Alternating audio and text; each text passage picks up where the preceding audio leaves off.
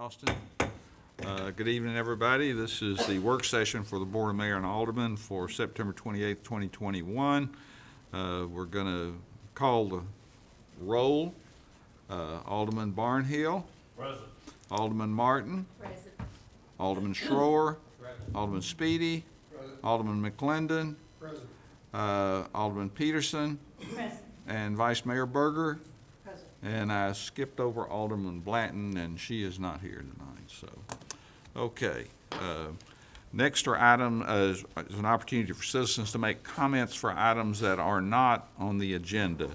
And I believe all the speaker cards I have been given have a specific topic that is on the agenda, and if you need to correct me, raise your hand.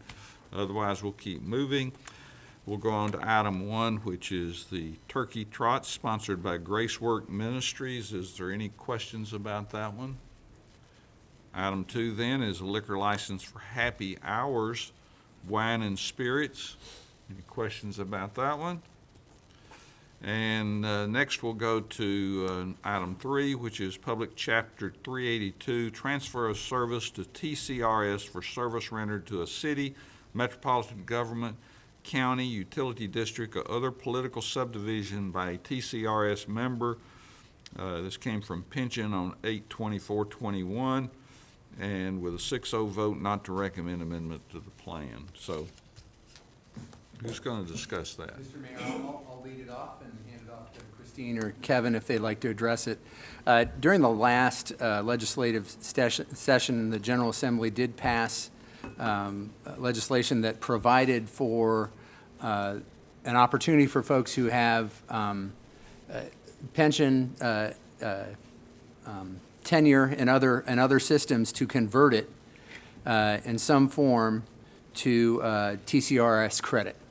And this is something we've looked into and explored, and it does not appear that it relates directly to the city of Franklin and our plan, and especially the fact that folks that might be eligible, and we've had a couple inquire about this, are folks that are part of the closed plan, a plan that is no longer receiving new members, and the city is managing in that way, working with TCRS to manage that closed plan. In all these cases, too, these employees were employees that did not make direct contributions themselves. The city was the sole contributor to the retirement system at that time.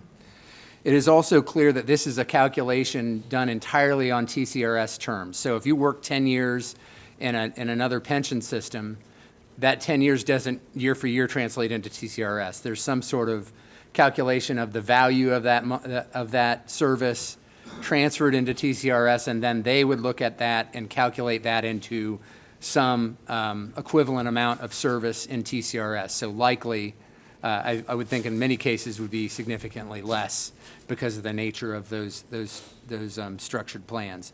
So as we talk that through, and the way our current plan is written, we're not in a position to remove resources from our pension plan to make that happen.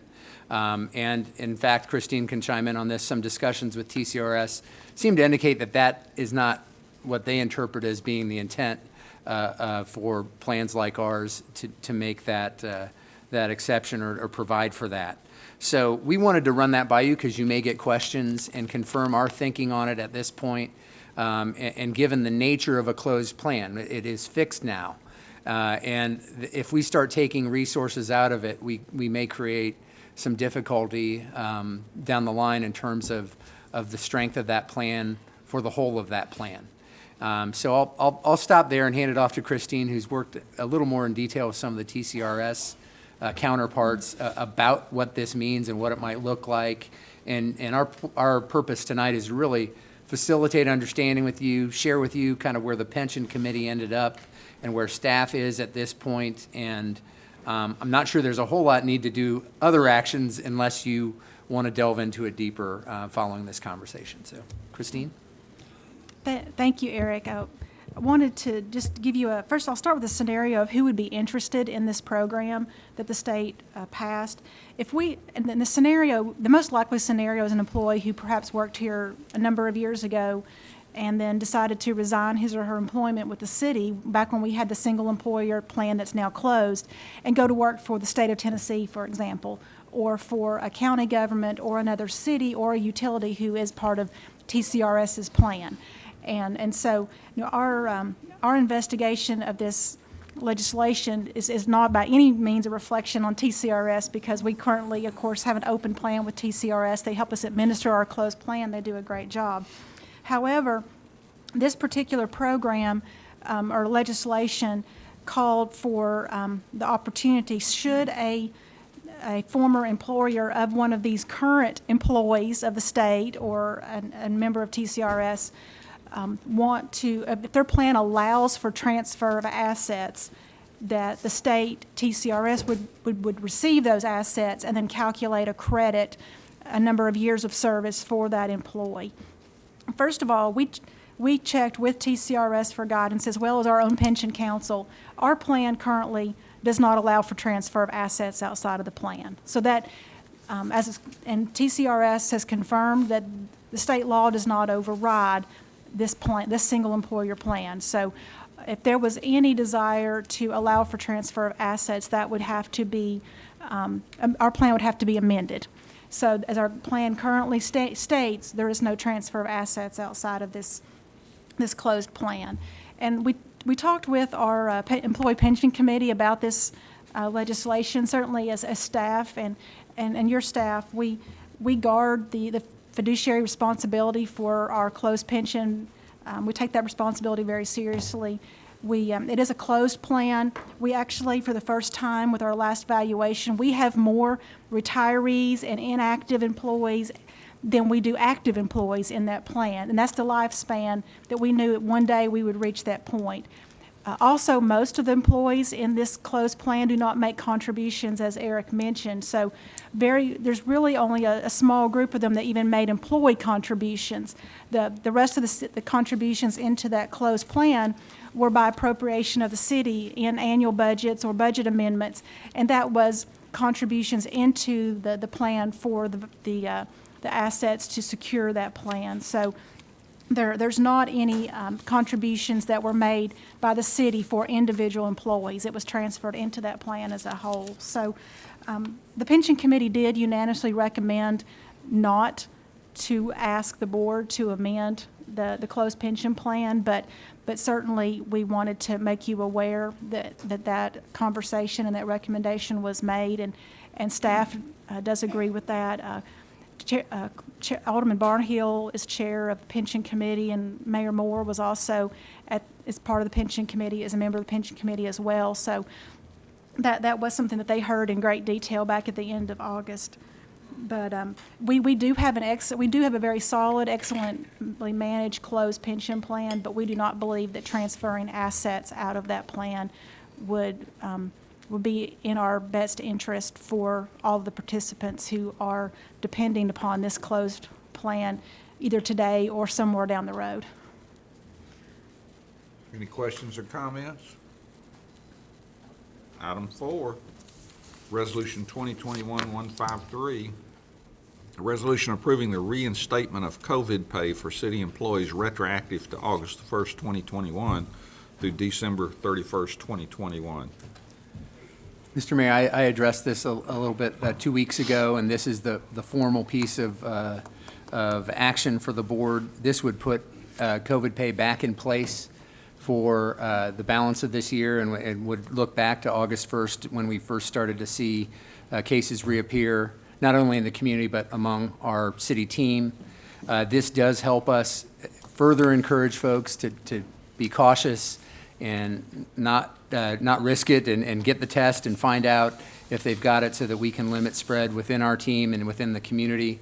I would also note, as we've looked at the funding that we're getting from the American Rescue Plan, we can reimburse ourselves for COVID sick pay.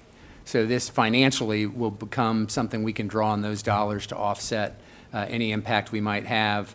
I think it's just a smart move through the balance of the year, and then we can revisit it just like we did earlier this year. We had it through March and then ended it, and now activity and numbers have warranted putting it in place as a safeguard through the balance of the year. And again, we think that the financial impact is minimal anyway, and then have the ability to tap those federal dollars to offset it if we need to. So I'm glad to answer any other questions you have. It's solely for folks who have tested positive, and we can document that, and does provide, like I said, a good safeguard as we move forward.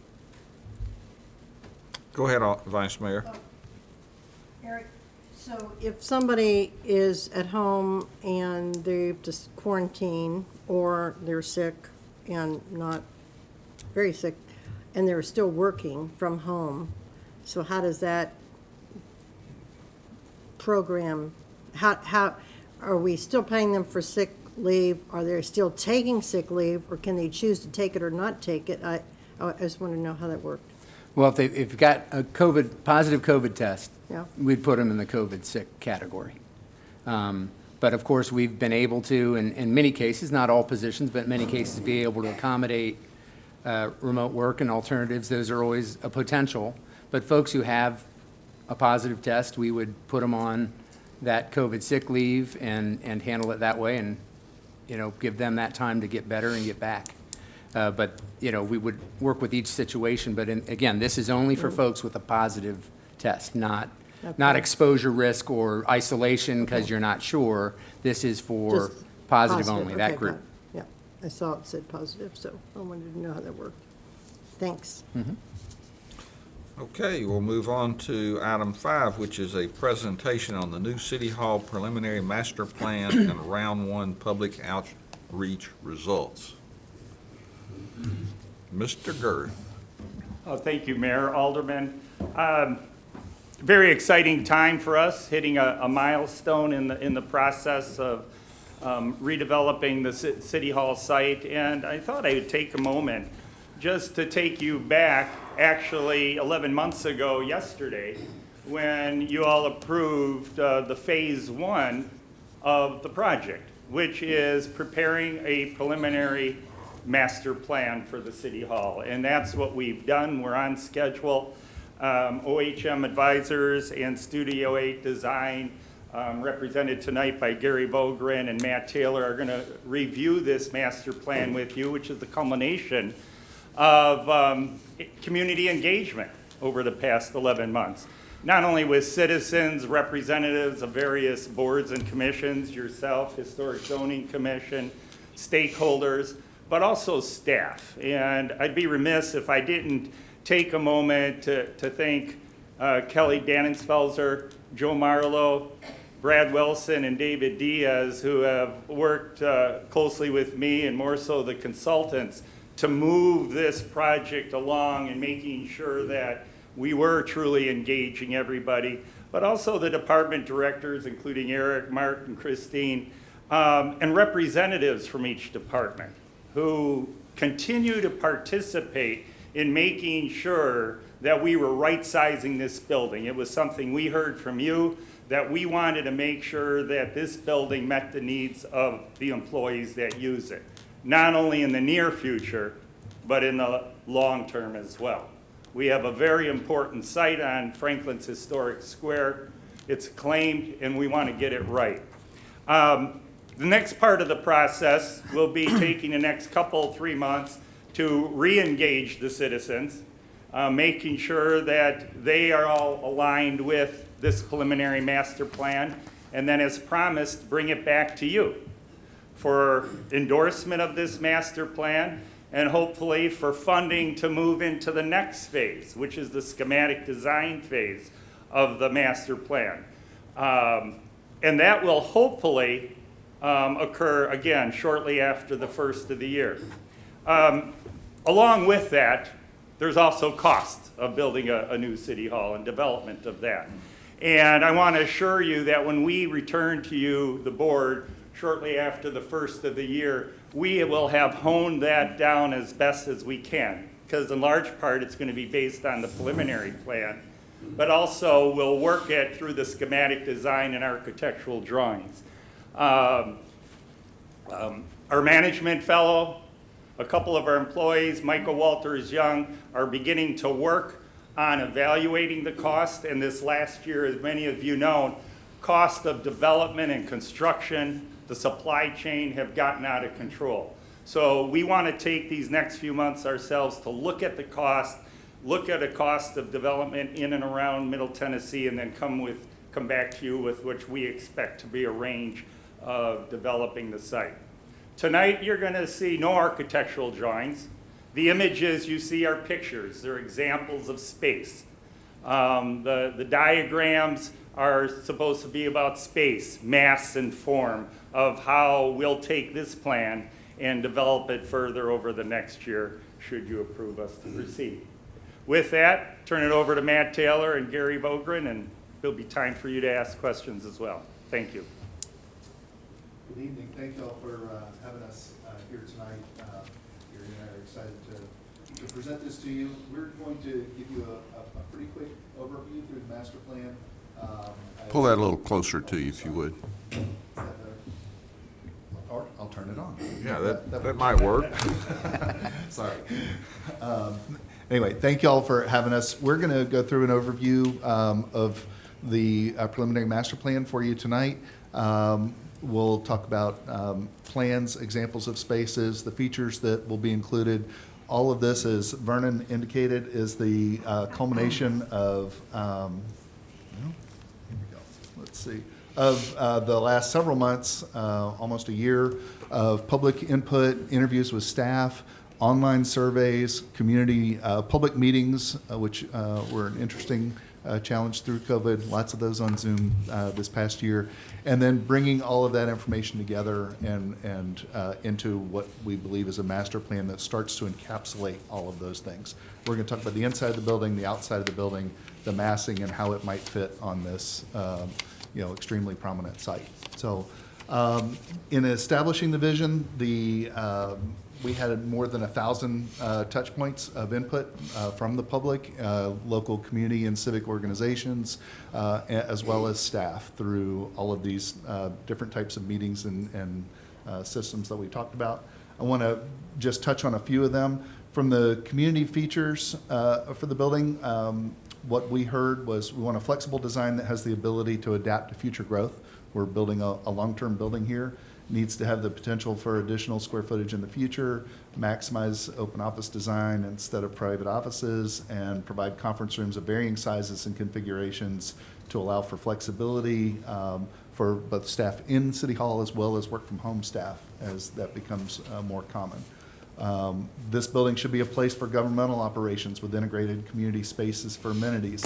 Majority of the feedback that we received was that people were not in favor of retail and commercial uses being a part of the City Hall facility. Interior and exterior community gathering spaces were something requested that we've addressed. We want to provide public restrooms accessible to the public. That's a big issue in this location on the square. So they should be easily accessible from the square and accessible before and after operational hours. And we want a place that seamlessly blends into the historic look and feel of downtown. This speaks to the history of incorporating some of the historic structures that we've shared with you all before, the livery stables and arches and water features. Building that has a civic presence that's classic but modern with clean, simple lines and traditional materials, and respects the existing contextual edge of the courthouse on this face of the square. Relative to building features, we want to provide community, the feedback we received is to provide community meeting spaces of a variety of types and sizes, accessible meeting spaces with flexible hours, and refreshment stations. The building should have an entrance facing the public square. We talked about the corner with the square and Third Avenue, and overwhelmingly the responses were that the entrance it should face public square, which is symbolic to the civic services on the square and the historic city, original city offices across the square. Building should have improved parking opportunities for staff, visitors, and the public. Additional parking for the public and dedicated parking for staff. There's a preference for subgrade parking, and we can talk about that a little bit further. and convenient short-term and handicapped parking for City Hall customers as well. And the building should include a welcome center for visitor information. This would relate to general information about city services as well as downtown Franklin, a coffee shop, balance needs for security with creating a welcoming City Hall and a welcoming character and feel upon entering the building, and incorporate some music or historic components that tell the story of Franklin. Outdoor features were the other category that we received a lot of feedback on, which included a historical marker or memorial where we can welcome Franklin's diverse community with historic displays and markers that are respectful for all. Educational displays. We heard that we want to provide outdoor seating and furnishings. Outdoor meeting spaces could be provided within plazas, parks, and rooftop terraces. We want to provide a variety of seating options and sizes for seating areas. Pocket parks and public parks were another big item, with potentially consisting of small courtyards and pocket parks, and a park along Church Street that can serve as a gateway to the Second Avenue district and art galleries, and also coming in from the interstate into downtown Franklin. Public art was another item we heard a lot about, that we should incorporate public art by local artists, experimental and interactive art, similar to the Midnight Sun scavenger hunt that could be more event oriented, and historic or cultural art, artwork, and murals. And then finally, a plaza entry, similar to what we have entering from the square now, that relates to the courthouse plaza in front, provides a place to support festival activities, and incorporates a water feature reminiscent of some of the watering troughs and historic activities that we've seen through our historic research. So I'm going to walk you through the building real quick in plan. The first slide that you see here is a plan of the subgrade parking. This would be basement parking. This would provide an additional 204 spaces and be secured parking for staff. It would also free up that many spaces in addition to the 229 that we have in the Second Avenue parking garage. In addition to this, we have another 18 or so parking spaces for customer short-term parking, handicapped accessible parking for customers that want to come pay a bill or need to visit City Hall on a short-term basis. This parking would be adequately lit, clean. We heard a lot about aisle widths being nice and wide to allow people easy ingress and egress. We'll see this in the site plan, but the entrance to the parking garage would be off the alley between the Second Avenue parking garage and Third Avenue, with a new access point that doesn't exist currently, but would give a straight shot and allow for additional directions for traffic to leave. At the first floor, we have, I guess in all of these, to orient you, the square is to the left, Third Avenue, obviously at the bottom of the page. Second Avenue parking garage is to the top of the plan, and Church Street to the right. The front of the building from the exterior aligns with the face of the courthouse. We had to crop this a little bit to fit everything on the page, but this can be seen in the larger master plan document that has been submitted.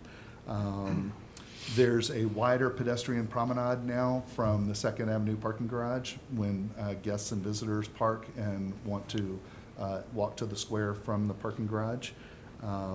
As you enter the facade, excuse me, the entrance is pronounced off a plaza from the square here into an open lobby, which can also serve as a pre-function space for the boardroom. There's a coffee shop located along the Third Avenue side.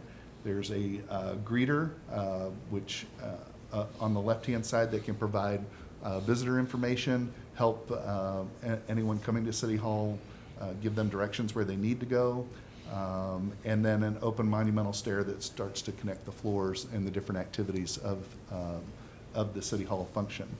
Over to the left, you'll see another service waiting area off of the main lobby, which provides a little more additional privacy for courts and revenue, where people need to come pay bills. If they have questions and want to discuss something about their bill, there's room to do so.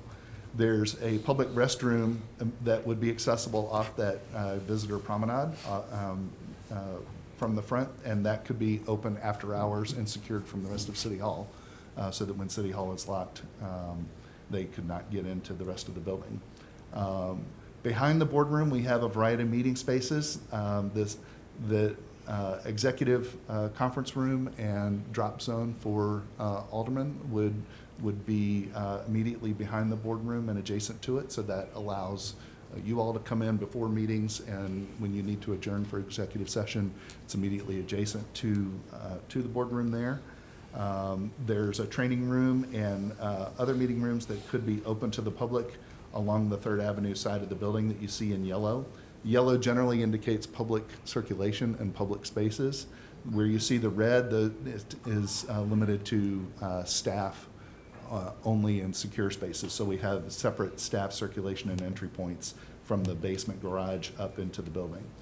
There's a fitness center with a locker room and a clinic located where there would be easy access to the pedestrian alley side of the building for staff.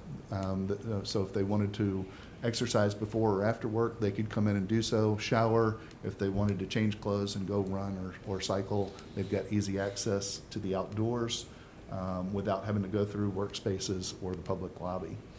Communications is centrally located on the 1st floor, where it's really kind of connected to the rest of the building.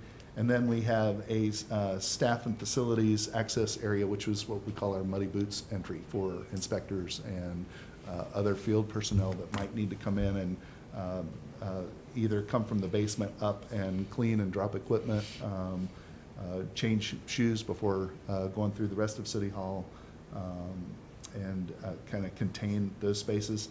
And then staff and facilities and IT are all over to the Church Street end of the building, where we have loading zone capability for all the different materials that come in and out of the building that facilities and IT in particular have to interact with. There are examples of how some of these spaces might look from different case studies that we've looked at with the monumental stair, how the stair can connect different floors and maintain an open connection between them. Coffee shop. The accessible customer interface you see here, which is number 4, is an example of the Courts and Revenue Service Desk, and that came from our site visit to Middle Tennessee Electric and was something that staff really responded very favorably to. And then the meeting spaces, you can see this. These spaces could be examples of what the Alderman drop zone, executive breakout space could be, and training room, as well as some open spaces that allow for the public to come together before and after meetings and use some of the public meeting spaces. So we go to the 2nd floor. Development services really anchors this floor and drives a lot of the footprint. The lobby and boardroom are 2 stories in height, so they come through from the 1st floor through the 2nd floor. That allows views from the 2nd floor and the 2nd floor lobby back through the glass over the square and 3rd Avenue, connecting everyone back to downtown again. You see the monumental stair there and a service counter very similar to what we have for Courts and Revenue on the 1st floor for all of the development services departments to have staff and be able to help folks there with their services. Again, we have meeting rooms for the public along the public corridor here. We have public restrooms, which are separate from staff restrooms, and then separate circulation and staff-only meeting rooms, as well as the public, so that we can separate that, but allow staff and their customers to meet as needed. So there's ample meeting spaces. You'll notice here on the Church Street end, we've got a roof over this end of the building where that is 1 story. The building steps down so that it terraces as we approach the residential side of the block, so that the building gets shorter. We've got a roof that also allows for future expansion on this floor. We'll design that first floor to support a second floor in the future if and when additional square footage could be needed. It's a good contiguous block of space that allows for a lot of flexibility. And then we have some green roof terraces too that allow for daylight views and some outdoor spaces for staff to get outside without having to go out to the public sidewalk.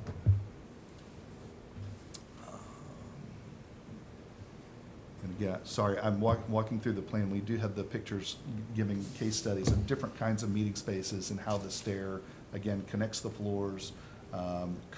Some of these meeting spaces can have views out.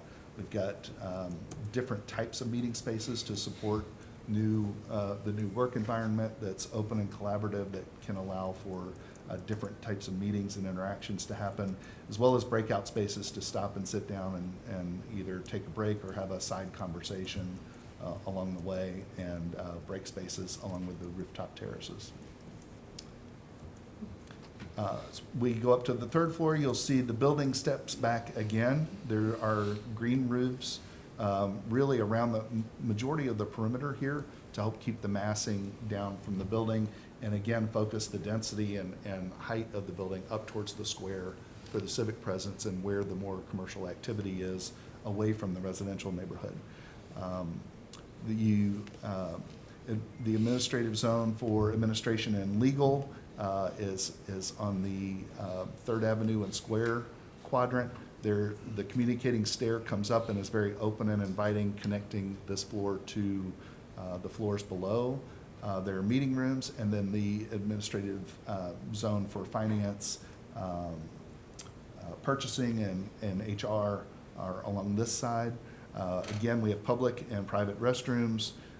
We have a huge staff break amenity for all staff to use on this floor, where there's a large break room that you can see on these pictures over on the right-hand side that open out to an active green roof terrace to allow for spaces to flow both inside and outside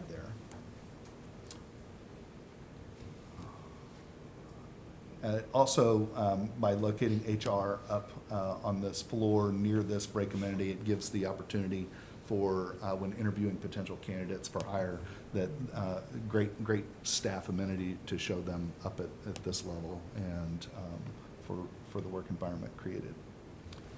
As we look at the site, we have really paid a lot of attention not just to how the massing of the building. You can see how it anchors the corner at the square of 3rd Avenue and the plaza. And then it begins to step back. And if you look across 3rd Avenue, you'll notice that the massing of the building steps back in a manner that respects the character of the historic structures across 3rd Avenue. The park creates a gateway element at the corner of 3rd and Church, and also relates to the park that is adjacent to the church on the opposite corner. This really steps back and is more respectful of the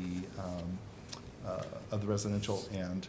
And then to preserve the old greenhouse and the Pull-Tight Theater and provide some additional buffer with them, I'll let Gary talk about a garden that we've done to help provide some historic protection and buffering there.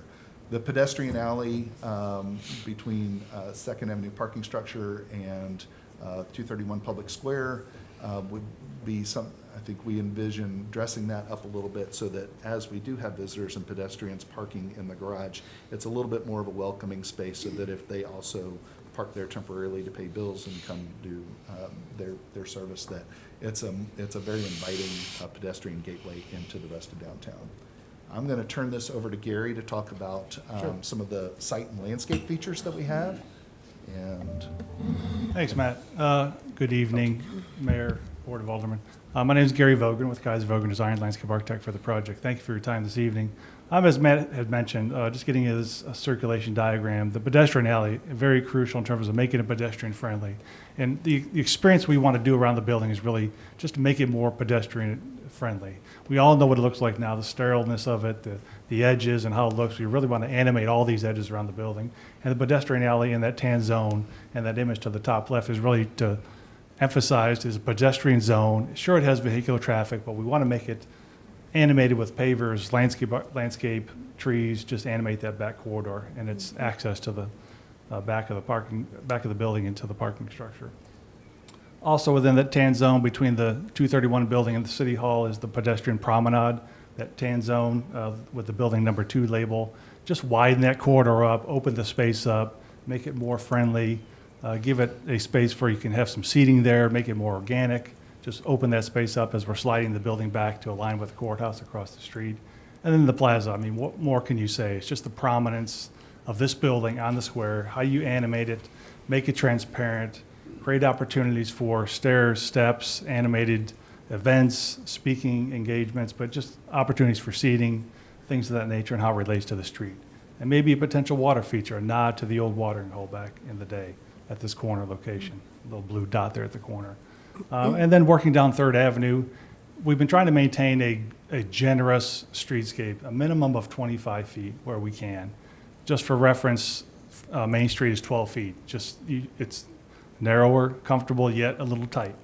But we want to maintain something that's a little bit generous as you move down 3rd Avenue. And then you get into the green zones, as Matt says, let's work with the ins and outs of the building, create a celebratory entrances, animate the streetscape with different materials and landscape, and kind of push the building back a little bit, and then open up that transitional corner to the residential character on Church Street.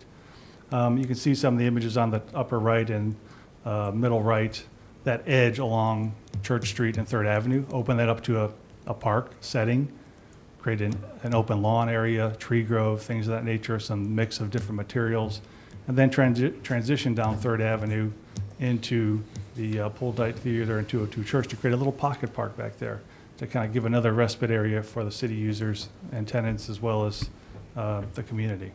So really just engaging all the different open spaces. There you go. Thanks, Matt. So this next slide is really just takes that to another level in terms of what potentially could happen in these zones. It just starts to animate the streetscape, bring some character to it, just really enhancing this pedestrian-friendly environment. Again, the pedestrian alley in the back of the building, again, back of house, but we know what it is, but we want to make that more pedestrian-friendly. Add some pavers, seating areas, landscape, just soften the edges. We know there's vehicular traffic, but make a pedestrian feel. The pedestrian corridor, again, just widen that corridor up, add some seating. That upper left image, number 1, is like to place that at that terminus of the alley and that corner of the building there against 231. It's a little visual marker, get your eye off the parking deck, could be some wayfinding, maybe it's an animated wall, a water wall, public art, could be that, but just really open that corridor up. And then the plaza start to denote some entry steps, some plants that could be animated with memorial markers, either vertical or on the paving, much like in the upper right-hand corner, that's on the ground plane, but also put something on the building, on these stairs and plants as you enter the building, but just, it's really the transparency of this space as it relates to the openness of this building on the square, allow for events and things of that nature, and really engage the street.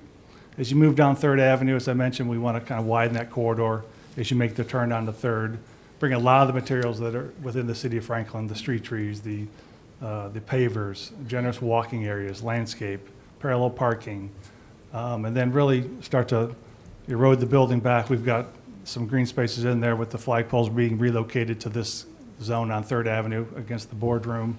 And then create these little intimate pocket parks in between the building and the streetscape. There's a little kind of mid-block corridor that can really engage some seating there. It's another entry access point along 3rd Avenue, animated with some water potentially or some public art as well. We've heard a lot about that. And then as you traverse down 4th, it kind of opens up a little bit more in that area 4. That could be adding more benches and more seating, more landscape, pull the building back. Again, some more memorial markers, either vertical or in the paving.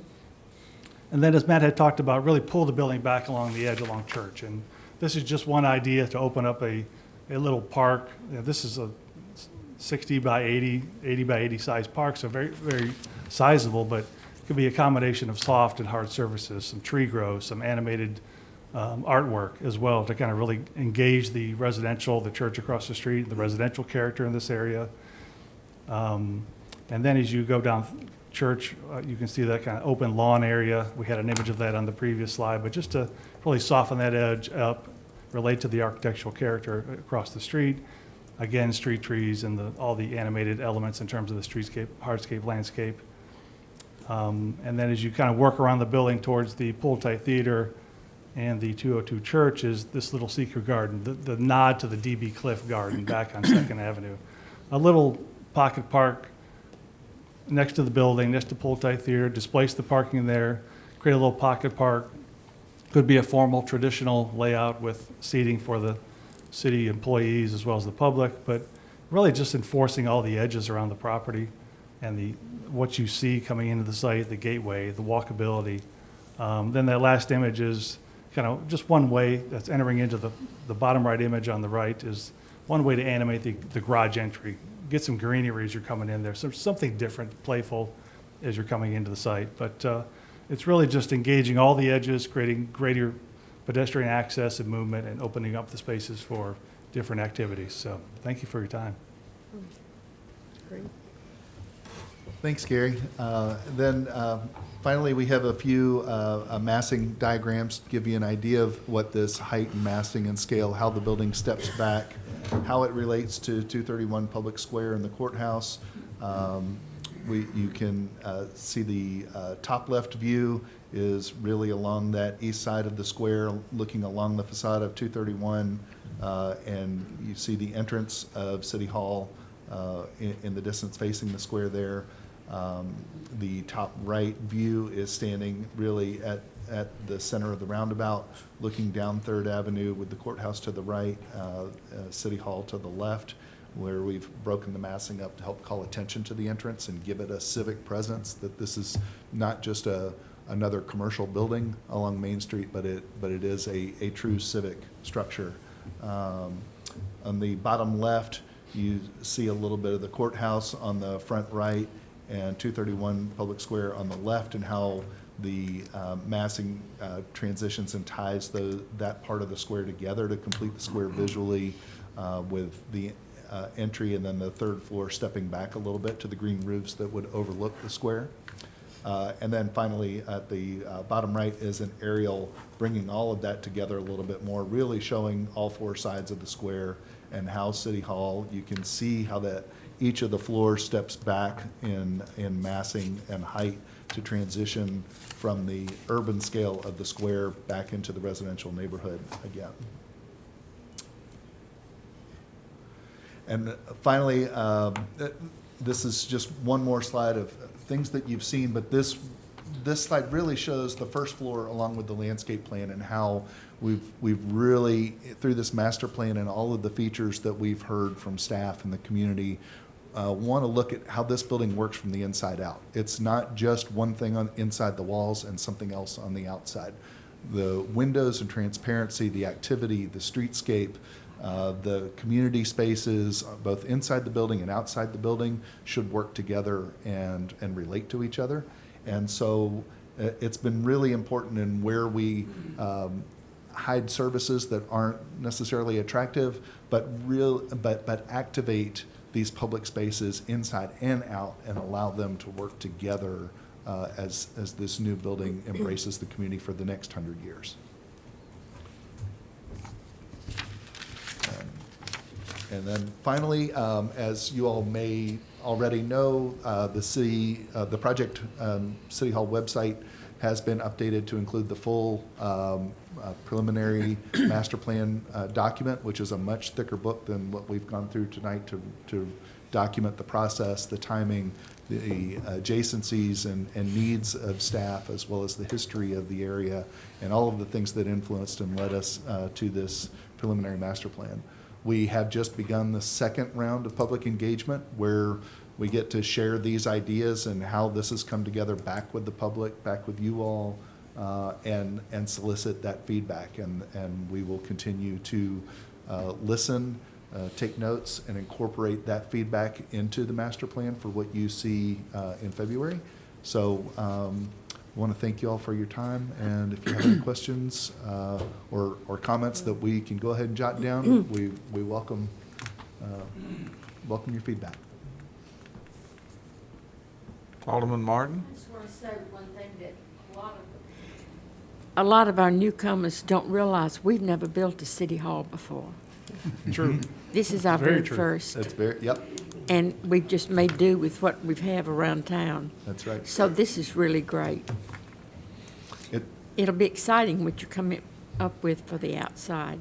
It will be. We're looking forward to phase 2. But Alderman we want to Barnhill? get through phase 1 first. Alderman Barnhill? Two or three things. And I smile when I say some of it. When I look down the road right here, all the way down to the mayor, I remember 2007 when we came on board, and Alderman Bransford, I think. We got into a situation where it was the police station, and we were halfway through and 2/3 of the way through, and we were told there was nothing we could do to go back and take a look at that. In less than a month, we got 4 new faces up here. Want to make sure that you understand, or whoever's involved in this understands, that I'm going to be listening to those 4 opinions whenever they come here to this board, because there's going to be at least 4 new faces here. And we're going to go ahead and we're going to look at that, because I'm not going to go back through 2021 before we went through in 2007, and we were locked in on a $38 million building that probably has as many negative comments made to me about it because of the hugeness of it, not necessarily the functionality of it, or not necessarily the looks, but the hugeness of it. And what I've heard tonight is 999 things that need to be done that have no relation to a city hall, a pocket park, a bubbly fountain, flowers, floral gardens, has nothing to do with City Hall. You need to make sure that we've got what we want out of City Hall. The rest of the stuff is icing on the cake. But I want the cake first, then you can put your icing on it. Third, we need to know what this is gonna cost, because when I'm looking at that thing right there, 24 million in the budget, well, 24 million won't cover the first floor. Then you got 3 floors on that. And I'm not sure that the public understands what we're doing.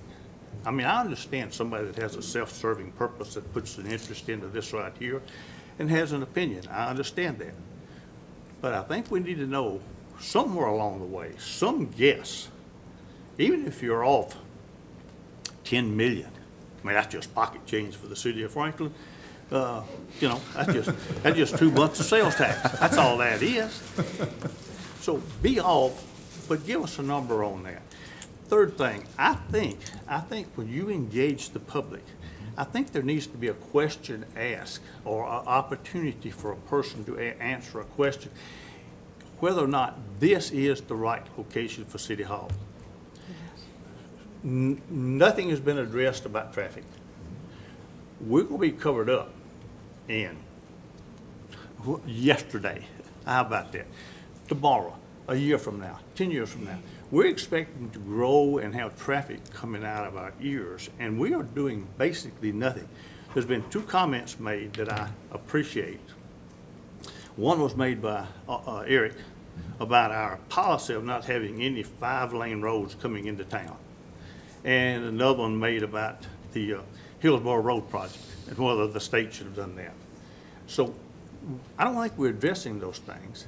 I don't see $2.2 million being addressed in this in the sidewalk improvements. It does appear that there's $9.5 million in a Church Street project here. I don't see that. Those things all have to come together. You can't put trees on 3rd Avenue and do nothing on Main Street without some workings together of that. So let's look at all of that and have an opportunity for people to, and I understand people engage. And, you know, if I'm interested, I engage. But if I'm in West Haven, I ain't interested. If I'm out at Ladd Park, I ain't interested. If If I'm out at McKay's Bill, I'm probably not interested. If I'm in Willow Springs, I'm probably not interested. Because when you mention paying bills, that's not what happens here. That's not, we've shut this thing down for the last year and a half. There isn't a dozen people come down and pay a water bill monthly, is there? Whatever. So that's not what the function of this is. People go online and do all of their work now. We've got enough meeting rooms and enough breakout spaces in this thing right here to accommodate all 80,000 people at once. So look at those things and understand that there are issues here that are greater than just trying to fit this thing on this particular spot and accommodate what you want to set out to begin with. And that's the functionality of City Hall, the accommodation to the city employees, the parking for city employees, and the function with which we're here meeting, and not necessarily whether there's a bubbly fountain out there or there's a mural out on the corner someplace. Okay? Yes, sir. I can assure you very briefly, and anybody else listening and watching, there's a whole lot of work that shows that this is the space that has come back for the operation of City Hall and the growth of City Hall from milestones at 2020, 2030, and 2040, projecting growth, the needs, the operations of the city, and how the city anticipates growing. All of that is largely documented in the program book, which is available online to the public, as well as each of you all. Having 15 minutes, there's no way I could go through those spreadsheets with you tonight, and I'd probably put you to sleep. But I'm happy to come back with anyone and review it in much greater detail to help show that. We are touching on the things that people can see and relate to tonight in this abbreviated time to give you a very broad, very brief overview. But there is a lot more that this size is not by accident. It's not, we think it's great and it's going to support a fountain. It is, some of those things are other things that we heard from the public, and we're trying to sort of give you an overview tonight. But we have absolutely addressed the need, the square footage, the FTEs, the access, the adjacencies of departments, and how the city wants to operate, which may be the same as it does now or may be different, and how it anticipates growing with that operation. So I can elaborate on that in much greater detail with you sometime when we have a little more time, if you'd like. Alderman Schroer? Yeah, how many square feet? 112,500. How many? 112,500. Let me just comment a little more on what Alderman Barnhill commented on or asked about. A couple things. We are working towards giving you some cost estimate range. One of the things you'll see next time we meet is an update related to the capital investment funding model. One of the things we've done throughout the years, go through the different categories of projects, update them in terms of cost and scope and where we are with the previously approved projects in our 10-year plan. So you'll see that, and that'll give you a sense of the capacity financially that's there versus the projects that you've already identified. City Hall being one of them, but knowing that a more refined range of cost is coming. And Vernon referred to that earlier, and you'll see that. And we've also are sensitive to the fact that we're meeting and getting feedback from this board, but in a month there'll be a different board or different composition, and we certainly want to get their feedback and plug the whole into that, both at this stage and one of the commitments we made to you 11 months ago when you authorized phase one is that we're going to take this kind of station by station, because we know it's a big project and we know there are a lot of needs that we're balancing. I will note that 10-year capital plan, about 80% of it is in the transportation category in terms of what we're spending our money on. Just to give you that sense of where your priorities have landed in terms of capital investments. So that is all coming, and we hear you on those needs, and this is an important step in this phase, but it's going to continue to evolve, and we're going to continue to get your feedback of the community, and guidance as we take each of these steps and move along. So I wanted to share that context with you. Go ahead, Alderman Just Schroer. one more question, or statement is, when you start preparing your cost estimates, don't forget the FF&E.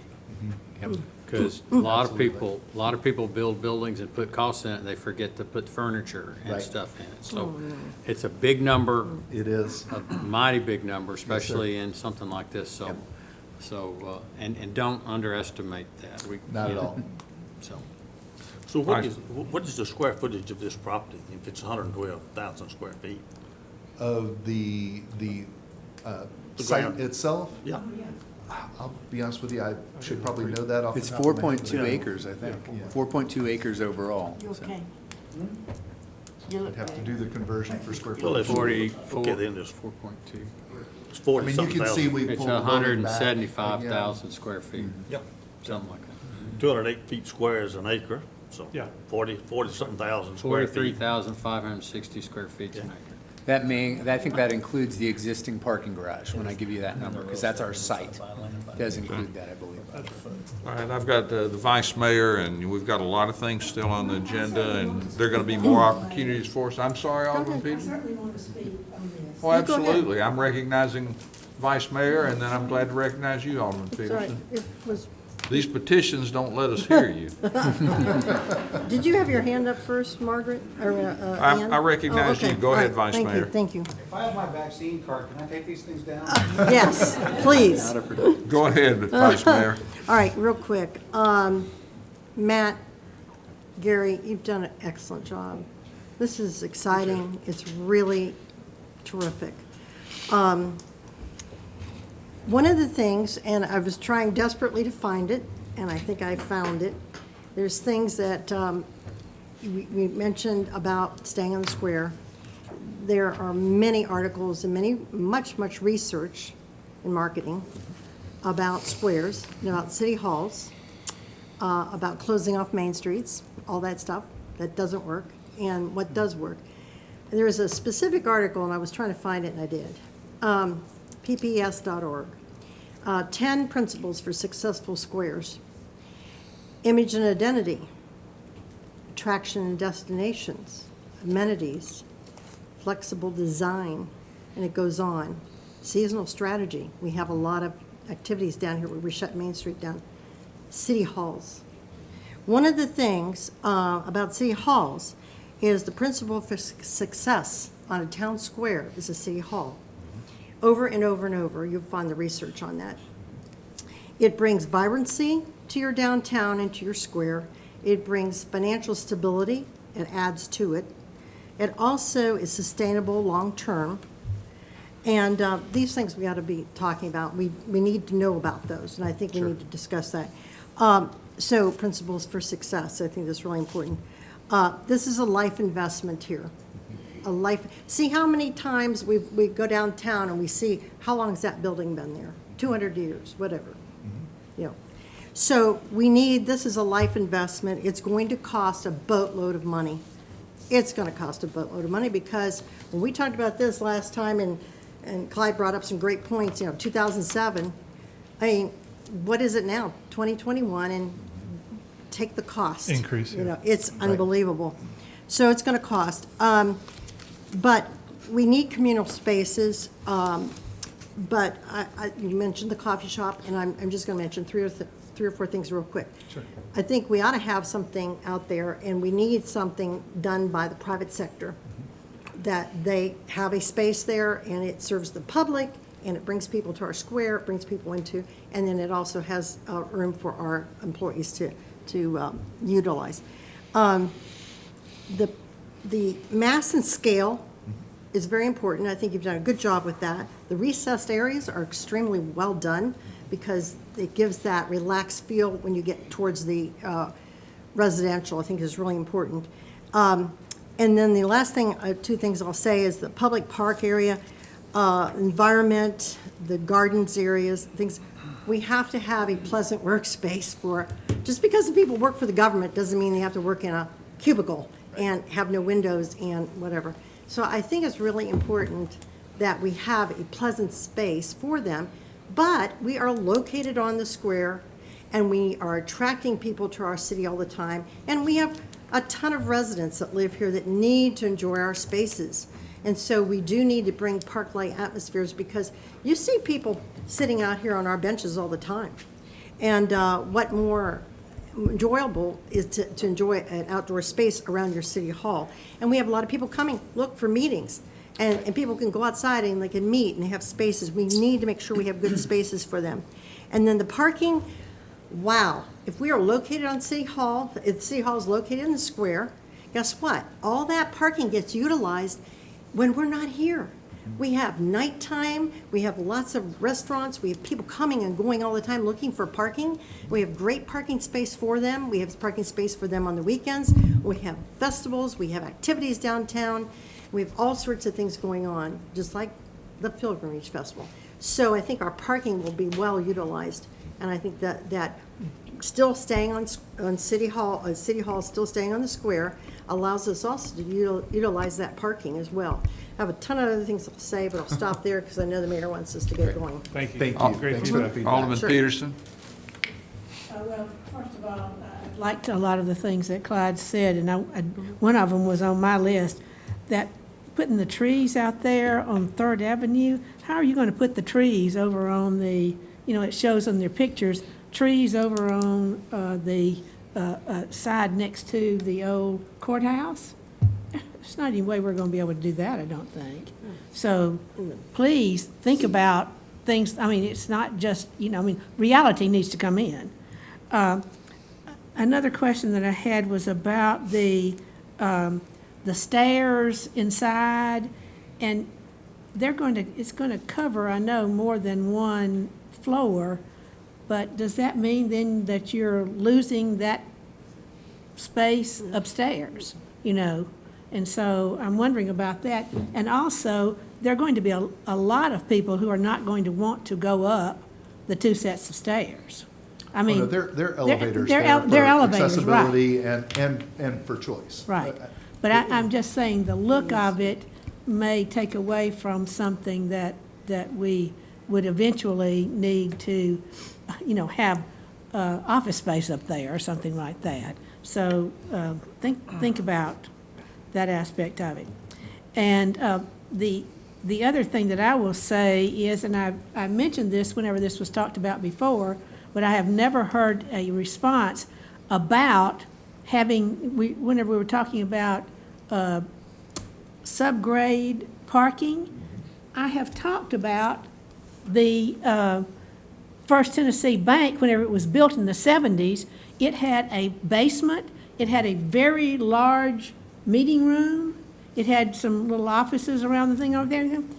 They had to close that because they were having a water problem. And so I had also, over the years, heard someone who was involved in, it wasn't one of the engineers that worked with us, but it was someone else saying that the water table here is just right below the surface. And that absolutely must be checked, because now, Clyde, I know you said something before. You remember whenever there was a basement there that had a huge, we had a lot of different meeting type things there. And I guess, Margaret, you may remember also, but It had its own bubbly fountain. Pardon me? We don't want to create that. On that topic, they've done some borings and Done other things. Do you want to geotechnical share exploration, geotechnical right. that helps look at that?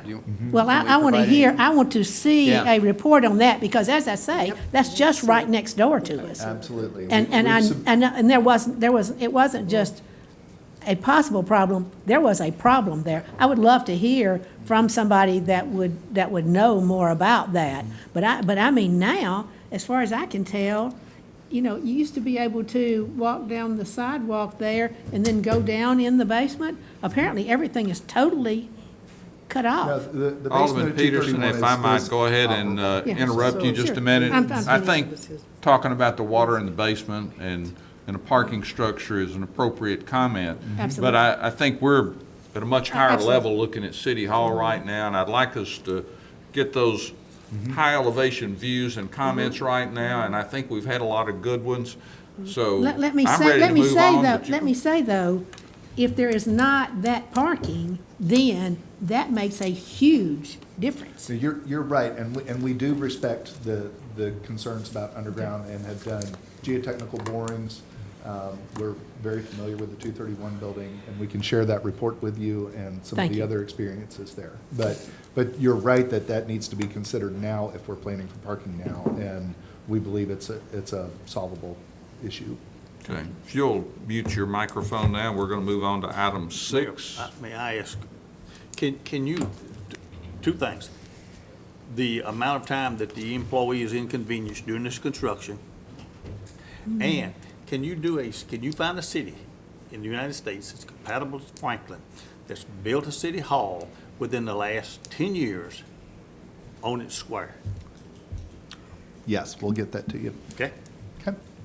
Item 6 is a contract 2020-0041, which is an amendment number 1 to the professional services agreement with OHM for the amount of $25,000.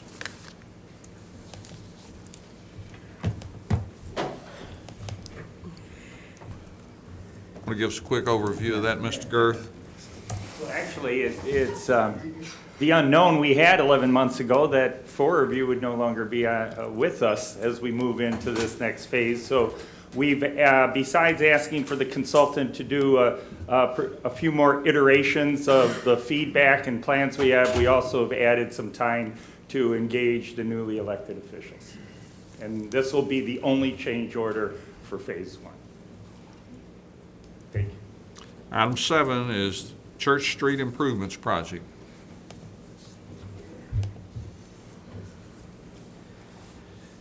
So just like all capital projects, we like to bring them back and check in with the board, let you know where we are, and look for you guys to give us some feedback and guidance. We initially approved, as part of the CIP process, Church Street for improvements. It was one of those opportunity projects. It was driven mainly because the sewer is clay pipe, needs to be replaced. The water lines are aging, need to be replaced.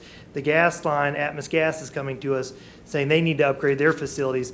In addition, we have the drainage problem up in the Parkview area that also needs storm infrastructure, which needs major upgrades. And so we decided to bring this forward as a comprehensive project, almost as a roadway project, as part of the CIP as an opportunity, knowing that we needed to go in there and upgrade all of this infrastructure.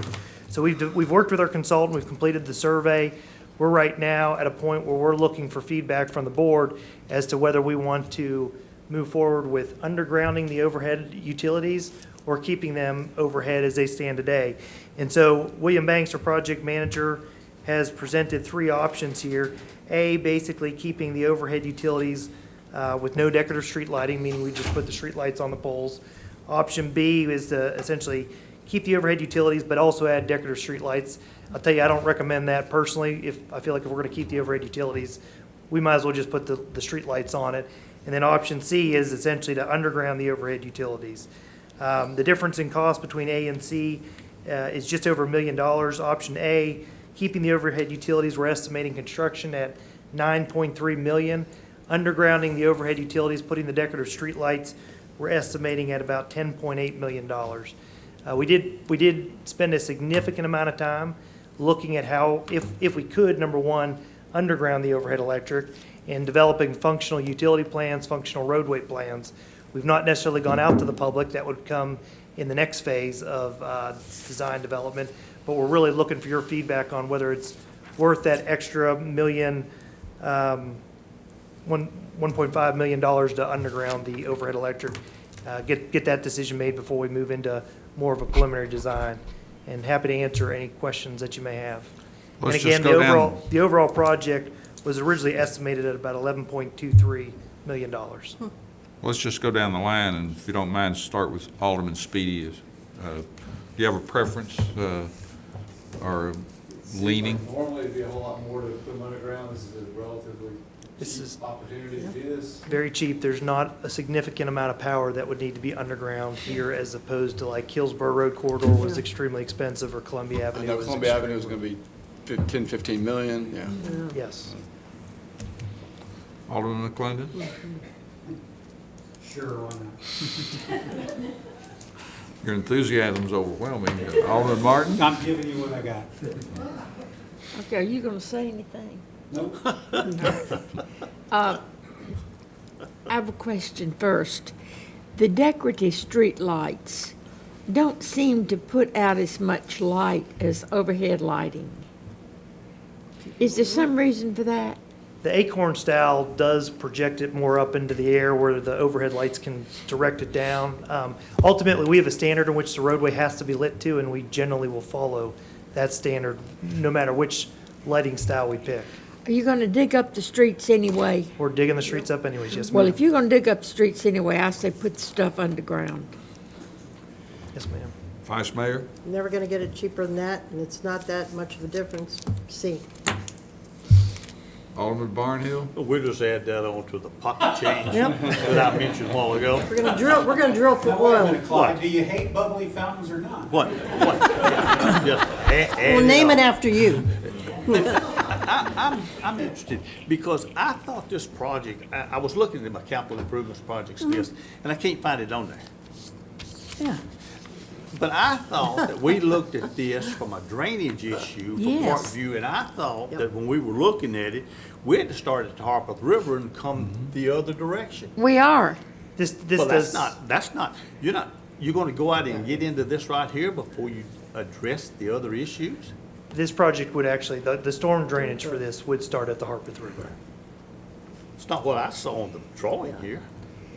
You're gonna put streetlights, that the $1 million we're talking about is in the streetlights themselves. Look, Utilities. I don't care. I think that anytime you have an opportunity to put them underground, you're better off with them underground. That's what I think.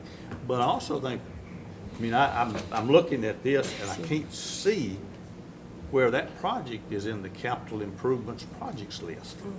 But it doesn't matter. We're talking $1 million, and we're talking about putting them underground, put them underground. But you gotta go to the Harper River first. Yes, you do. Yeah, we know that. Right. Alderman Shore?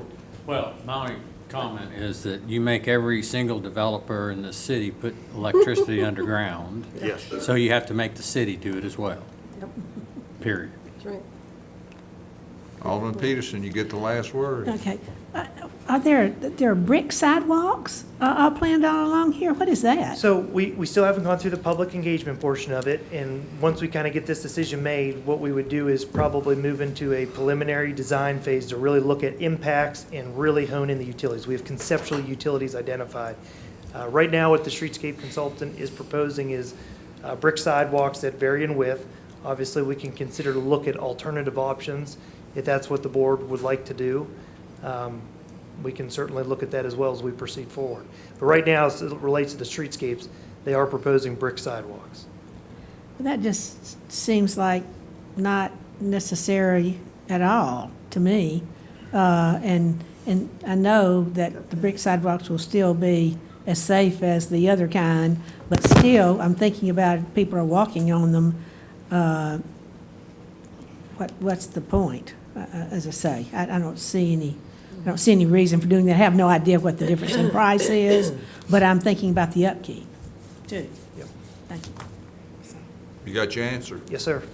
Item 8, City of Franklin Contract 2021-0077, Consolidated Study of Land Use Infrastructure and Roadway Network for the Goose Creek Basin. Thank you, Mr. Mayor. Thank you, Board. There is a contract in your packets with Rundell Ernstberger and Associates. They're the project lead.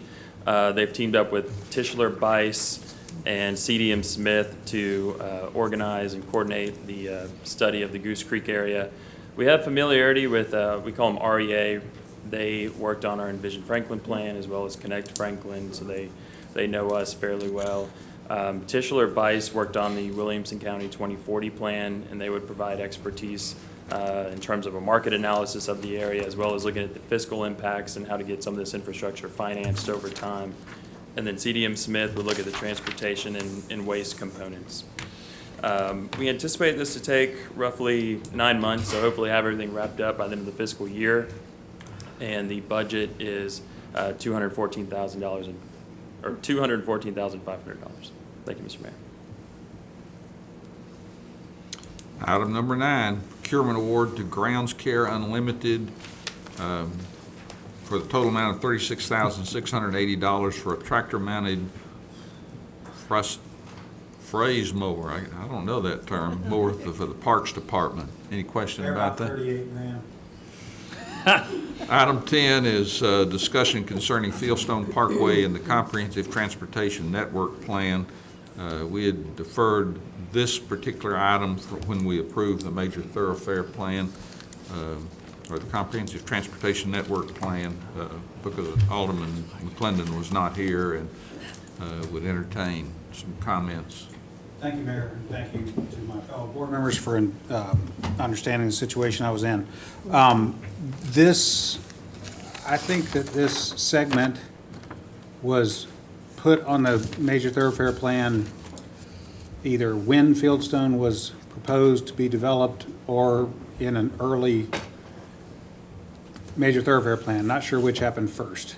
But I think it was done in the anticipation that the county would at some point put a school in the area. And it might have just been done because engineers like straight lines and connectivity. But at this point in the world as it now exists, the way things have gone, there will not be a school there, and this connectivity would actually be detrimental. I think this connectivity predated the Moores Lane Extension, Linwood Way project. Exactly. You're exactly right. And at this point, I think the connectivity would be detrimental to the as-built environment. And I'm quite certain that it would be prohibitively expensive. I'm quite certain that no developer's ever going to build it. I see no reason for the city to build it.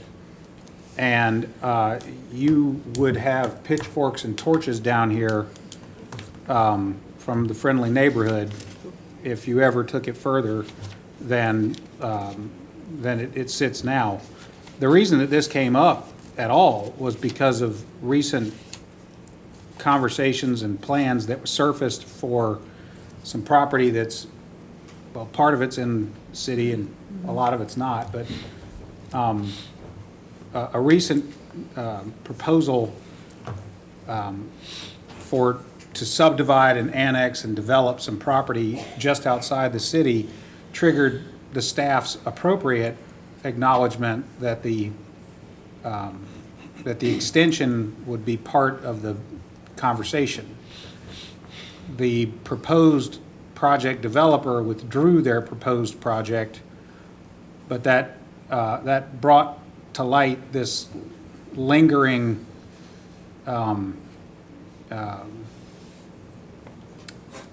drawing of a roadway extension that nobody would ever pay for, no one that lives there now wants, and that does not serve the needs of the as-built environment compared to when it was laid down on paper, when there was a school contemplated in the area and no Moores Lane extension. So my request is that the board act to eliminate this extension of Fieldstone Parkway from the major thoroughfare plan.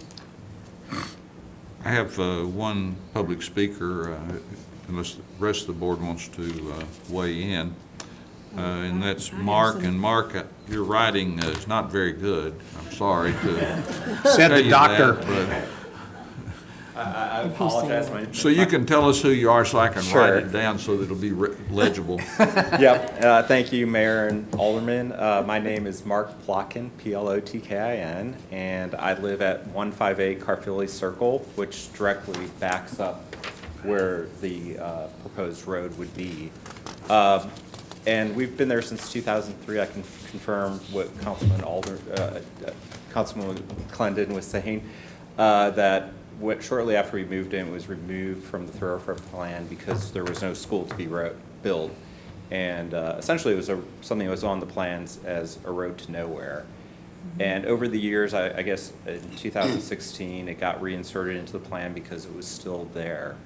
For us, it's obviously, we're part of the people who would be, with the pitchforks and rising up because it really would harm our neighborhood. That stretch is the last probably wooded area in Fieldstone Farms on our side. It also serves as an erosion buffer, which is also a problem in our area. And again, certainly we've been there for a while. It's, we were surprised when the property behind, when they made that motion and this potential road would come in, because we thought it was settled in, honestly, 2004. So I asked that the board consider it and again, can confirm everything that was said before. Thank you. Thank you. Any other questions or comments? Everybody clear on it? Alderman Peterson? Indeed, it was removed from the major thoroughfare plan. In fact, it originally showed it, Fieldstone Parkway, going all the way over to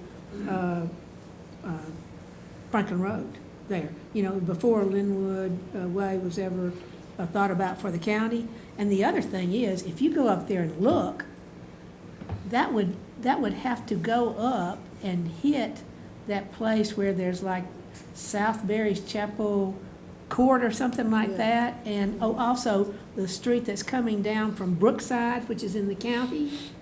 And they all dead end there. So there's really no place to put this here. No place to put it here at all. As I say, you need to drive up there and look at it. On the ground, you will see there really is no place to put it. Okay, we're going to go to item. May I make a general comment? Sure, please. I would just state that I understand your reasoning for getting rid of it. Staff still generally supports the connectivity of arterial collector local roads. There's lots of reasons for that. I'm not going to get into it all today. I guess that if the board is inclined to remove this, I would ask for further guidance of eliminating that right away and deeding it back to Fieldstone Farms so that this issue does not continue to happen. Because as this right away exists, staff will continue to look at this. Make it so. And so we'll bring that back in a resolution for you to vote on at the next meeting. May I ask, what road would it connect to? It could connect to South Berry's Chapel Road eventually. Have as you it looked at that develops. road? Really? Yeah. Okay. As long as the right of way exists there today, that's how staff is going to continuously look at it. There's no right of Well, we way fixed that. beyond that right there. Yeah. Okay. Okay. So Make it the last item is on the October. No, it's on. You put it on. It's the the next meeting. there It's still in the the next county? meeting. Is that That's city, right, that is the county, next or meeting. any plans on It's, development? go ahead. It's city right of way connects to county property, but if it ever tries to develop or But it's in our tries to UGB, develop, right?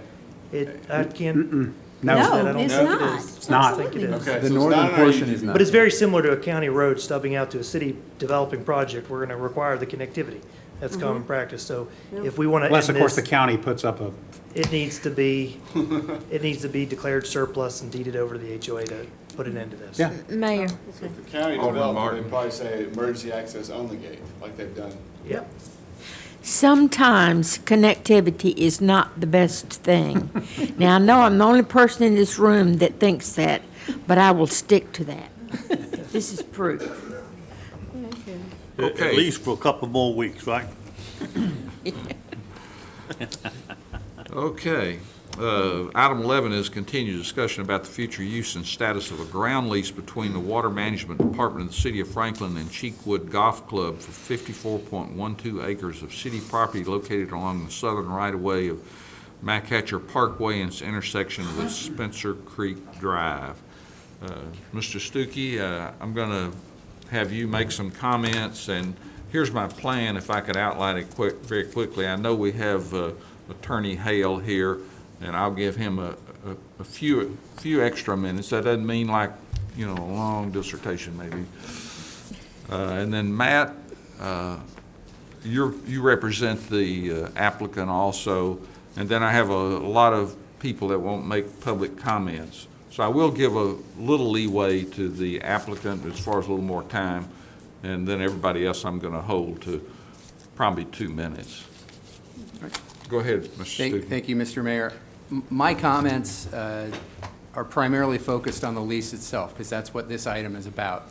There are elements of the lease that are unresolved, and I'll walk through what I think are the primary elements that are still outstanding. And of course, there are concerns or questions regarding the project overall. That may delve into some of the items that you'll talk about potentially tonight at the voting meeting, the 7 o'clock meeting, as part of the development review and approvals. So I'll try not to venture too much in that, but there'll be some elements that touch on project because some project elements translate into lease issues as well.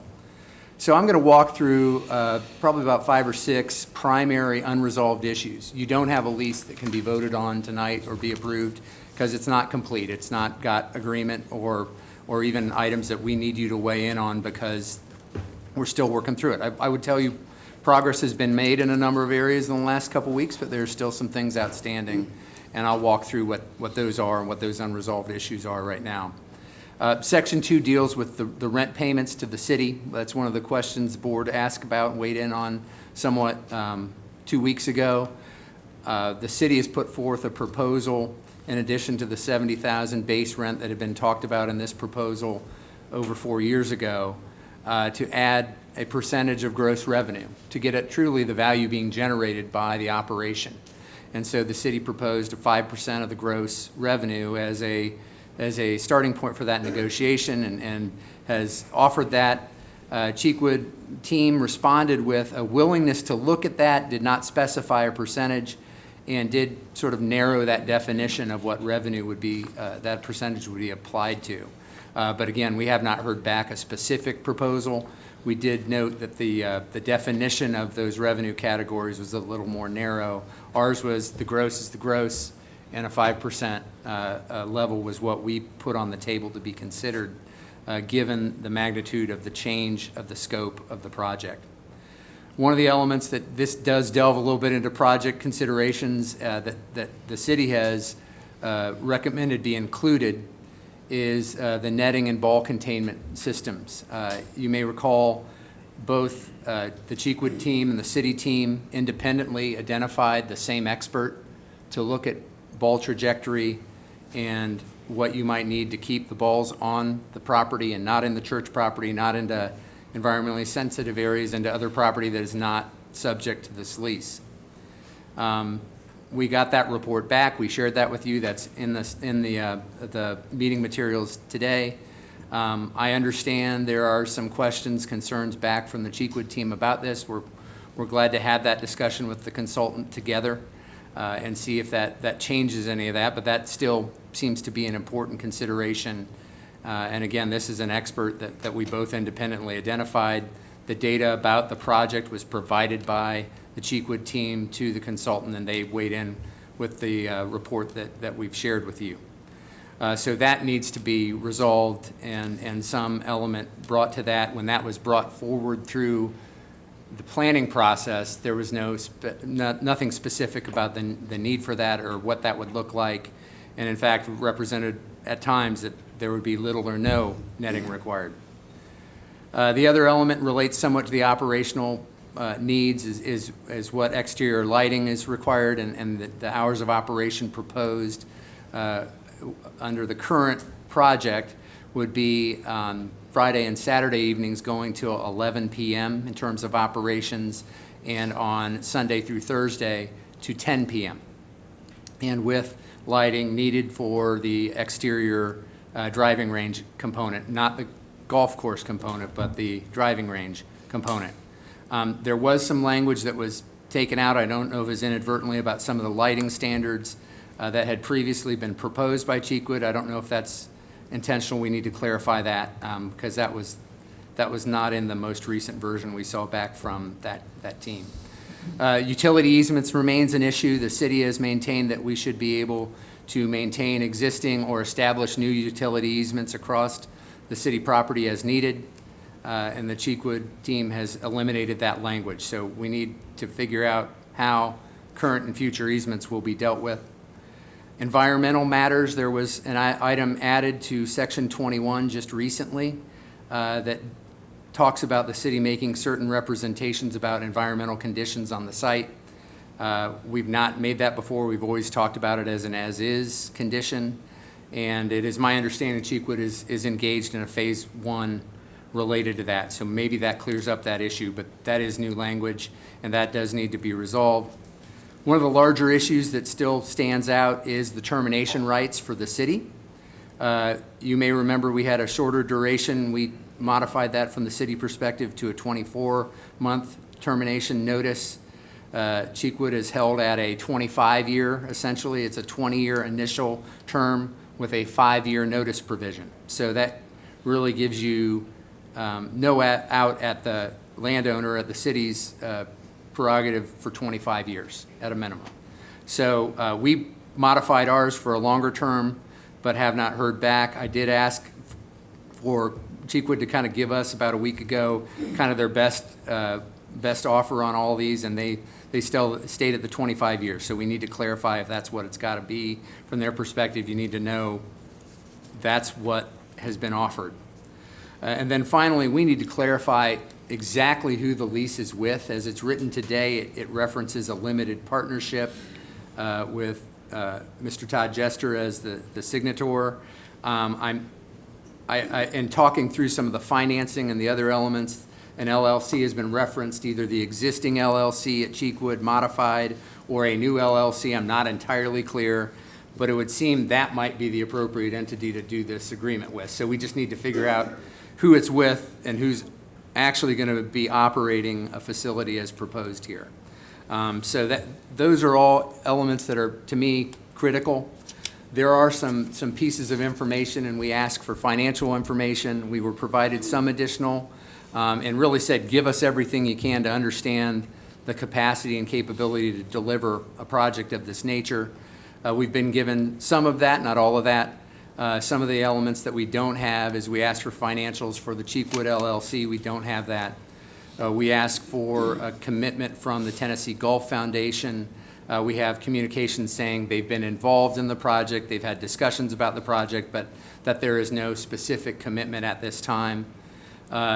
There are also some other elements. This gets a little more in the project component, but the scope and nature, especially as it relates to what was proposed 4 years ago and what is on the table now, is significantly different, from the netting to the size and scale of buildings to the fact that it was moving from enlarging the golf course to a regulation golf course to now a par 3 9-hole golf course, and just all of those elements and just the character and nature of the change of the plan does influence the lease somewhat, and ultimately the board needs to weigh in on what you're comfortable with being done on your property. This project was directed over 4 years ago, and we're still kind of at this stage, and that continues to be a concern in terms of delivering a project of this nature. I think you see it when you talk about the development itself. Some of these elements have become more clear as we look at it and raise concerns about how this fits with land use in this area, inside Mac Hatcher, adjacent to the church, adjacent close to your historic park in Harlansdale, and how you want those elements to fit together. Again, that's going to be ultimately a board judgment call about what's appropriate to use on your land. I'll stop there. Again, my primary purpose is to highlight for you where we are still working through unresolved issues, and we'll continue to do that with any other direction you want to provide. I know tonight at the 7 o'clock meeting, there's more discussion related to the project and the development plan and rezonings associated with this and some other related redevelopment north of the existing golf course site. So I'll stop there and glad to answer any questions you have. I know Mr. Hale wants to comment as well. And we'll take any questions or comments or guidance you have back, and welcome hearing from the public as well. Thank you. Well, I've got a lot of public comments here. If it's okay with the board, I'd like to let them go ahead and speak. Let Mr. Hale go ahead. Go ahead, Mr. Hale. Doug Hale on behalf of the applicant. Thank you, Mayor and Alderman, and thank you for the city staff. Frankly, we're a long ways closer to resolution of these issues than we have been in some time. I did receive, you'll notice at the last meeting, you might recall that I had not yet heard from the city staff in response to our red line revisions to the lease. Been almost a month, and I did get those responses yesterday. In those responses, there were a few that had not been presented before, and city staff correctly noted that they had yet to be discussed with us. So we're standing ready to discuss those. In response to the matters that Mr. Stuckey has alluded to, our client is agreeable to a percent of gross revenue rent. It's been proposed at 5. We are having that looked at economically and financially from our side. You see a 5% increase more often associated with existing vertical improvements as opposed to unimproved ground, where the applicant or the tenant's going to make all the improvements at their expense. So I think it's a little on the high side, but it's not something that can't be negotiated. The netting ball requirement containment area from the ball trajectory study has been analyzed by our folks and determined that there are 3 or 4 flaws in that. We've been granted and clarified by Commissioner Stuckey that we're now invited to engage directly with the city's expert, as long as we apprise the city of what conversations are taking place. So we're now pursuing that. As far as the exterior lighting, the draft that we initially proposed maybe 2 times ago provided for dark sky guidelines with specific reference to the provisions of the dark sky guidelines that would be applicable to athletic fields. When it came back to me, unless I misunderstood it, those were deleted by the city and not by us. And I didn't understand why, but I'm here to say that as far as exterior lighting, our applicant continues to maintain that the dark sky guidelines would be extremely beneficial for this project, and we're willing to implement those. As far as utility easements are concerned, we're in favor of and certainly receptive to the landlord granting easements across its property, particularly public property. We still have some concern about the unilateral routing of those without some discussion with us. And when you read the lease, if you've had a chance to do that, not only does the city enjoy the right to put these easements where they want to, if they want to, when they want to, but it then expressly states that the tenant then is responsible for any restoration, correctness, modification of improvements. So do they go through the building? Do they go through greens? We don't know. We just would like the opportunity to be heard when the city needs that use, and we don't want to be an impediment to that use. Environmental matters, yes, I believe it's more appropriate in situations like this that the landlord not make representations regarding hazardous waste and those sorts of things. It's just now been, in discussions of this, it's just now been proposed that there be identification along those grounds. So my client is receptive to taking the property as is, and in that regard, they've just now engaged for a phase 1 environmental analysis to be done on the property. As far as the termination rights, that's the challenging issue. I respect the necessity of the city safeguarding the public interest in its public property. They've invited this tenant to present a proposal for making significant monetary investment in this property. And we've talked about $18, $21 million. The concept of being able to unilaterally terminate this with 2 years' notice, so year 3 or year 4, we're out, with no compensation for significant improvements, strikes me as being a little bit unreasonable. But I think there is a way. We're at 20 years with 5 years' notice. The city is at 2 years, essentially with 6 months' notice. And then there's a provision that we just got this week that says, well, let's change the lease term to 5 10-year leases. It's the first time that's been discussed with us, but there may be merit to that. And it's looked at every 10 years.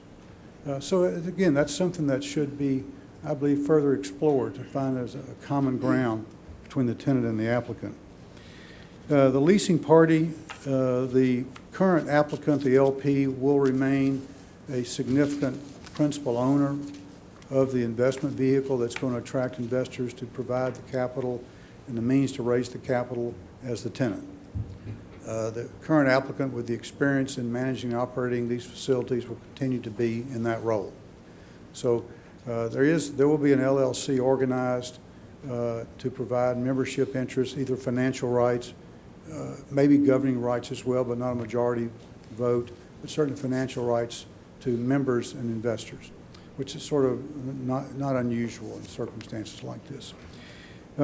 It is significant, I believe, that from the last board meeting, I came away with a clear impression that the scope of this project was too big, and that the consideration need to be given to making a significant impact, reducing the significant impact this project would have. So the applicant is now redesigning this project to reduce it from 3 stories to 2 stories, from 80-some-odd hitting bays to 53 hitting bays, reducing approximately 46,000 square feet of structured space on the site, which is in keeping with the 2020 update that was given to this board on January of that year, in which 50 bays were presented. And 2 stories were discussed. Well, 3 stories were discussed at that meeting. So it's not something that's just been presented to you all. You were presented this concept through discussions at the requested update of staff in January of 20.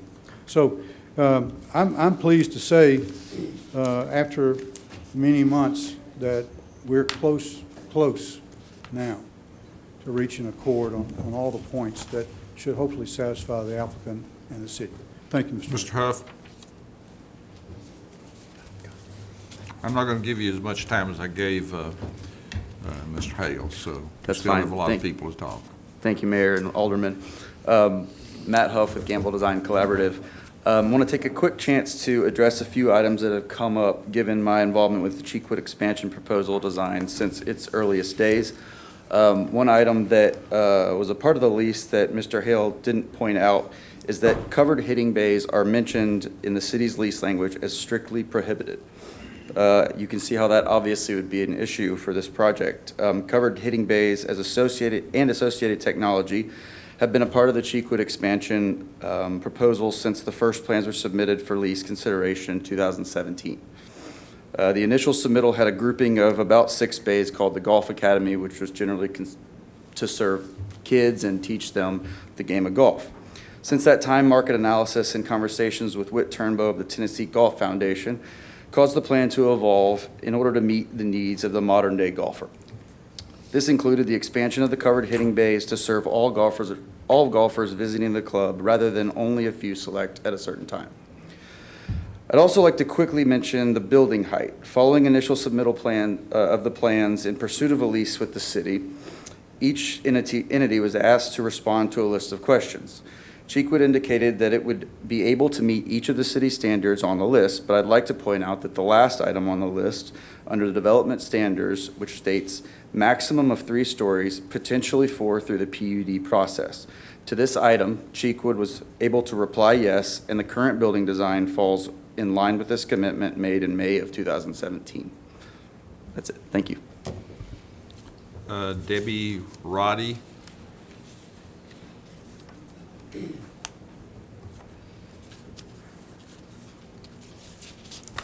Hi, my name is Debbie Rohde. I presently live in Ward 2. I brought with me the letter of interest proposal questionnaire that was written up or dated May 19, 2017, and it was submitted by Cheekwood to the City of Franklin in response to questions about the 54 acres of the city-owned property. Under development standards, the first question to each applicant was, would the proposal be able to meet the following city zoning standards? Cheekwood indicated it would be able to meet each one, but I'd like to point out that the last bullet point for the standards said maximum of 3 stories, potentially 4 stories through the PUD process. So back in 2017, when the City of Franklin was evaluating 3 applicants for leasing the land, the city's questionnaire specifically asked about this maximum of 3 stories, potentially 4. Cheekwood met that standard. I question why does having 3 levels of hitting bays suddenly seem to be a big surprise to some of the aldermen. Cheekwood has been very transparent throughout this process, and the original concepts are not that different than what they are now proposing.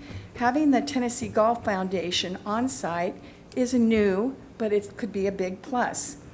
On the last page, under supplemental information, Cheekwood specifically mentioned a lighted driving range and other amenities. My understanding is this will be soft, contained lighting and at a higher outdoor standard than the city requires. I suggest all the aldermen go back, reread what Cheekwood submitted 4.5 years ago. The aldermen voted 6-1 to allow Cheekwood to pursue using this land for golf purposes. I'd like to see the city honor its commitment to Cheekwood and work with and not against us. Thank you. Mr. Foster?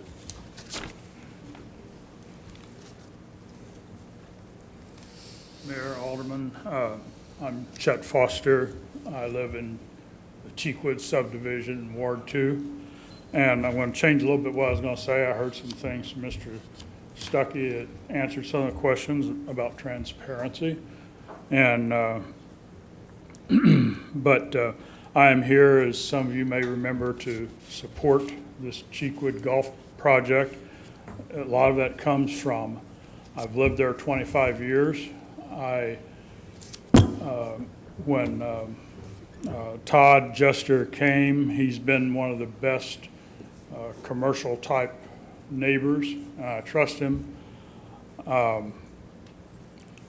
I think I'm wanting you to continue the lease negotiations. It sounds to me like you're making progress. This is a big, complicated deal, I understand, but I think they're making progress, and I hope you continue it.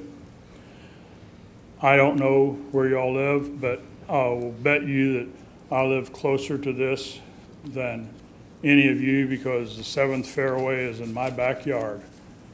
And Mr. Stuckey did say that, if I understood him correctly, that to listen to your constituents, and he named the church, and he named Harlansdale and maybe another place, but also there are the residents there. And while the residents may be against building an apartment or building a new home on the property, they're not against this golf course. And so we're the ones that have the most to gain out of this and to lose. And so I hope that hope you continue to negotiate in good faith. And thank you very much. Bob Gildea. And next will be Lawrence Sullivan, followed by Jay Carmelli, followed by Bob Raffner. So if you could go ahead and be getting in position. Go ahead, Bob. Mayor, thank you for protecting our time and giving us the opportunity. My name is Bob Gilday. I've lived here 40 years. My children live here. My grandchildren live here. I have never appeared before you until tonight because, to quote Alderman Barnhill, I've never been that interested or that engaged. I'm engaged in this project because we live in Cheekwood. I've dealt and met several of these people over the last few years. They have kept their word on everything they've done or everything they've said they were going to do with us. But I just want to give you a couple of experiences, too. I retired 7 years ago, but I was the VP of sales for a corporation headquartered here in Nashville. Sales and golf go hand in hand very often. As such, I got to enjoy any number of golf courses, developments, people all over the world. I've met Jack Nicklaus. I have talked to Jack Nicklaus. I have talked, more importantly, to people who work for Jack Nicklaus. They all have phenomenal things to say about that man. If it's not right, he will make it right. He enjoys the same reputation in the golfing world that Ray Stevens does here in Nashville. If it's not right, he's going to fix it. If any of you are Ryder Cup fans, they just named the Holzman Sportsmanship Award after Tony Jacklin and Jack Nicklaus for the Ryder Cup. Nicklaus isn't going to put his name on something that isn't right. How much do you think Topgolf would give to have his name on their development? He won't put his name on their development. It's not what he stands for. Speaking of Topgolf, I also have experience there. I graduated from the University of Memphis. One of my fellow classmates also graduated from there. His name's Ken May.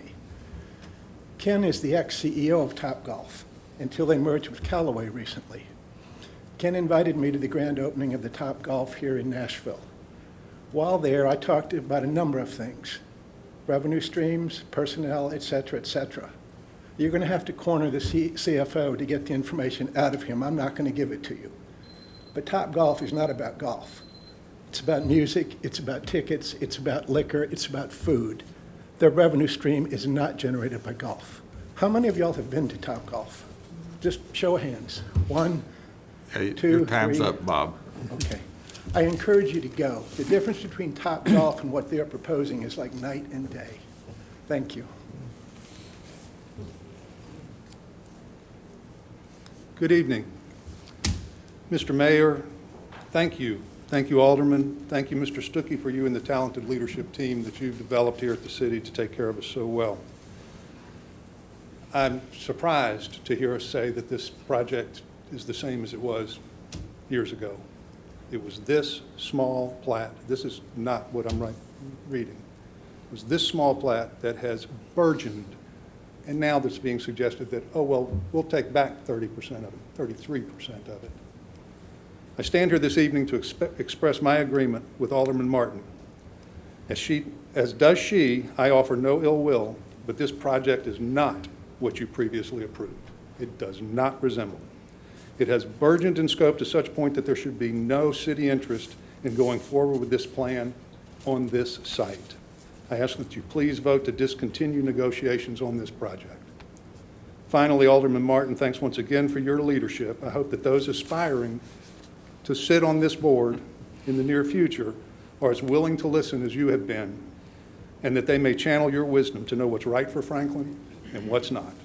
Please do not support this continuation. Thank you.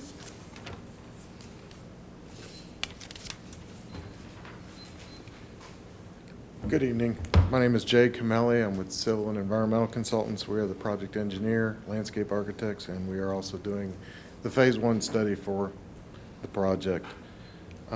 Very quickly, we appreciate the netting consultant being retained. I've got just 3 very simple points.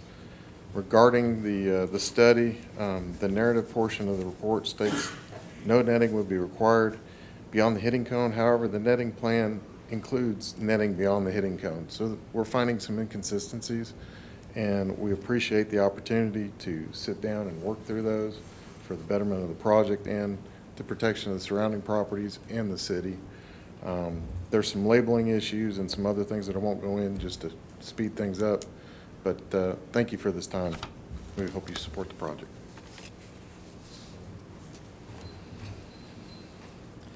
Good evening. My name is Bob Ravener. I'm at 221 3rd Avenue South, and I'm also here to oppose tonight's project and the lease as it's written for a number of the reasons that have already been mentioned.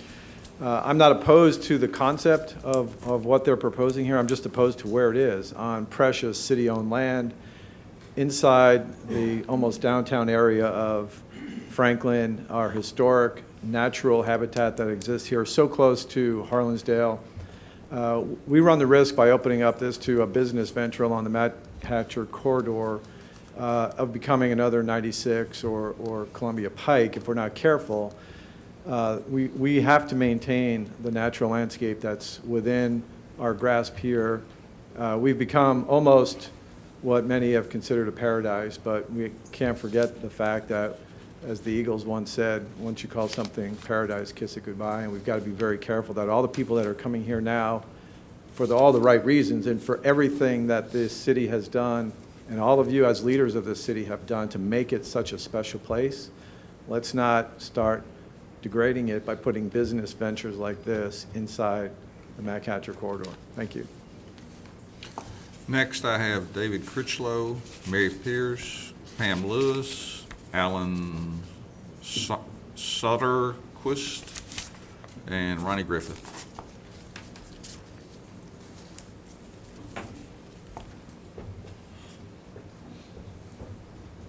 Well, Mayor and Alderman, I appreciate having the opportunity to come and speak. We have, I'm here tonight on behalf of the church on 1100 Gray Fox Lane across directly from the proposal.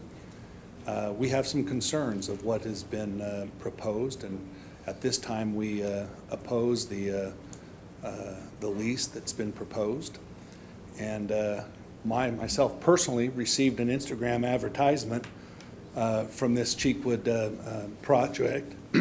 It looked wonderful, but it's always interesting when they do not show in their advertisement and Instagram of what really are some concerns to the community. Not once did they show the 3 to 4 story building hitting range. And those are the things that we have some concerns on. A lot of members that come to our church has the concerns of what that looks like right there on McCatcher across from our temple and church. So at this time, we would oppose it as proposed.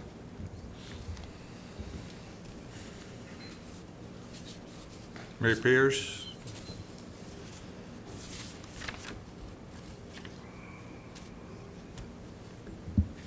Thank you all. I'm Mary Pierce, and I don't think saving community character is always about saying no. It's about saying yes to the right projects. I wish there were something that you could go see that is just like this, that lets you know what you're approving. I've never, this is one of the top tier projects of just citizens feeling fearful and calling, trying to find out what it's really going to be. And I do feel tonight that maybe it isn't going to be a Top Golf, but then I heard there were going to be poles taller than the Nissan building. So I hope that you all can look at something and find out what you're really approving. This is a precious opportunity with land owned by the citizens. Thank you.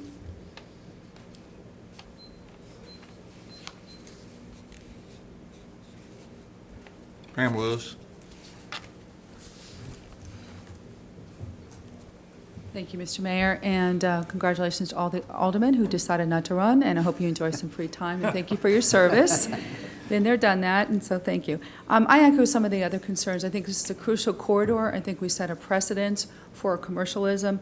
I, too, have read about the poles being as high as a Nissan building and the netting being high, and I don't feel that that's the right kind of entry into Franklin, and we've done some good things. We need to make sure that we have simpatico with the churches, with the temple, with Harlansdale. And I would say that this latest plan is not reflective of what the original plan was, and it's much more intense, and to rethink it, please. Thank you very much for your time and your service. Mr. Soderquist, followed by Mr. Griffin. You did well with the name. I just recently conquered it myself. I'm Alan Soderquist, representing, along with David Critchlow, the Church of Jesus Christ of Latter-day Saints. We have 2 buildings immediately across to the northeast of this location, the project proposed. Obviously, we feel that it would strongly detract from what we think now is a beautiful area and dramatically change the character of the area, particularly as it relates to the netting, the lighting, and so forth. So from our perspective, we do oppose it. Thank you all.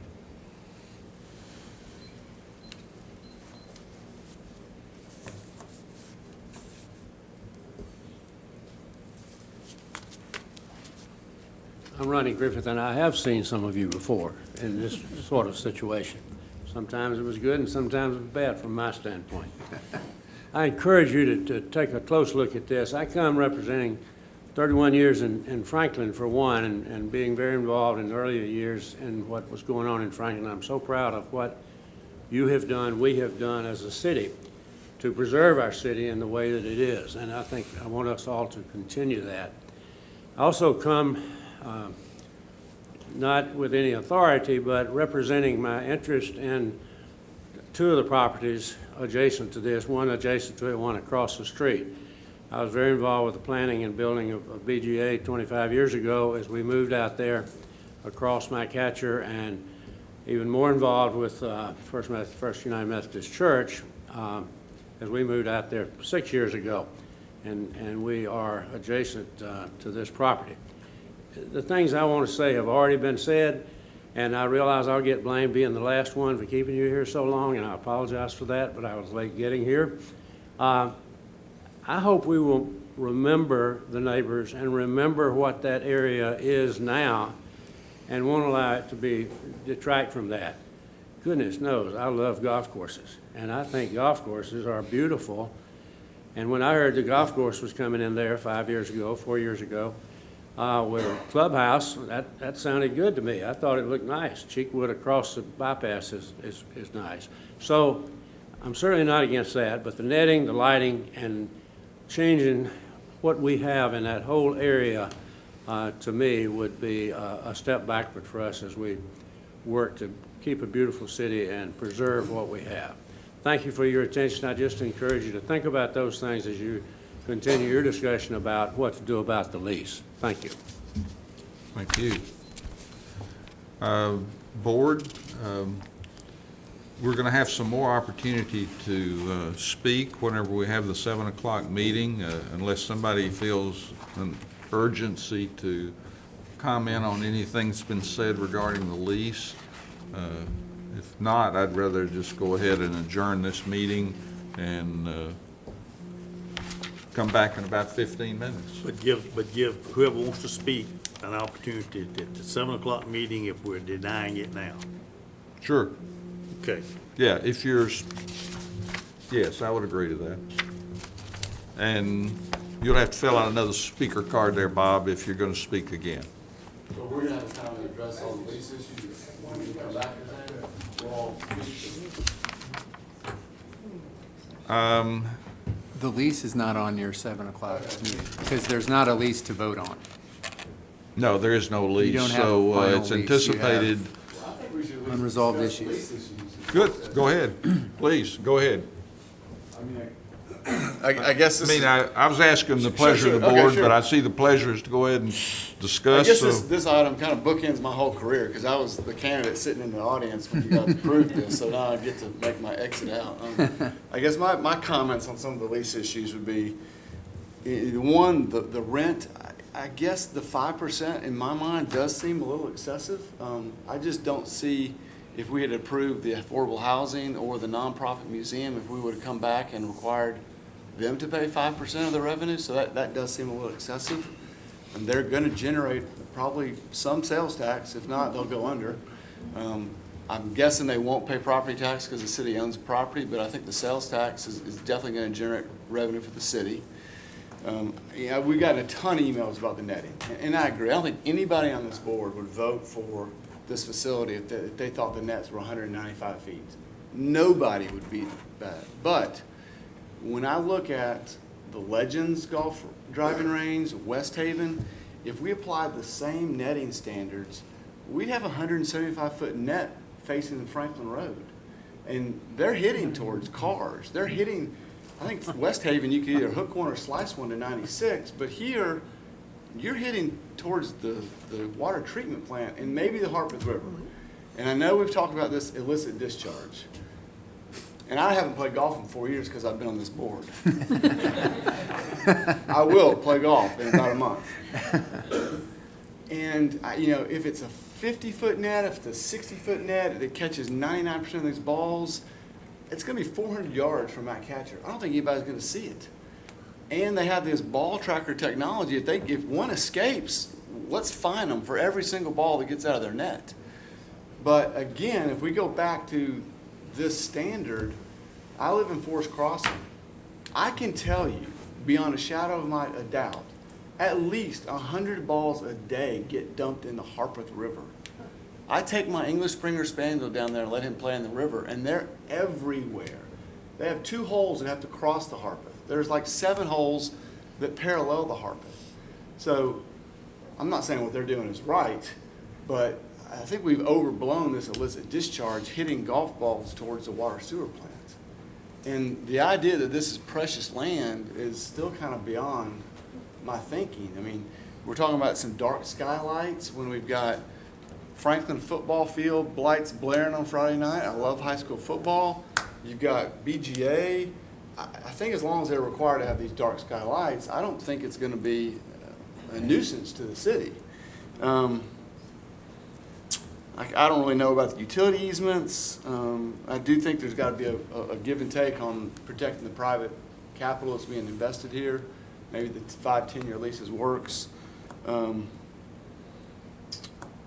But again, we've heard so much about this netting. I think that needs to be resolved because nobody up here would be approving a 195-foot net that looks like Topgolf. And I agree with that, but I think there's some flaws in that report that we've been sent. And I think maybe they can talk to it, but I want to say that netting starts like 290 yards from where you're teeing off. And other than DeChambeau driving the 350-yard, par 4 on number 1 in the Ryder Cup, there's very few people that can hit the ball that far.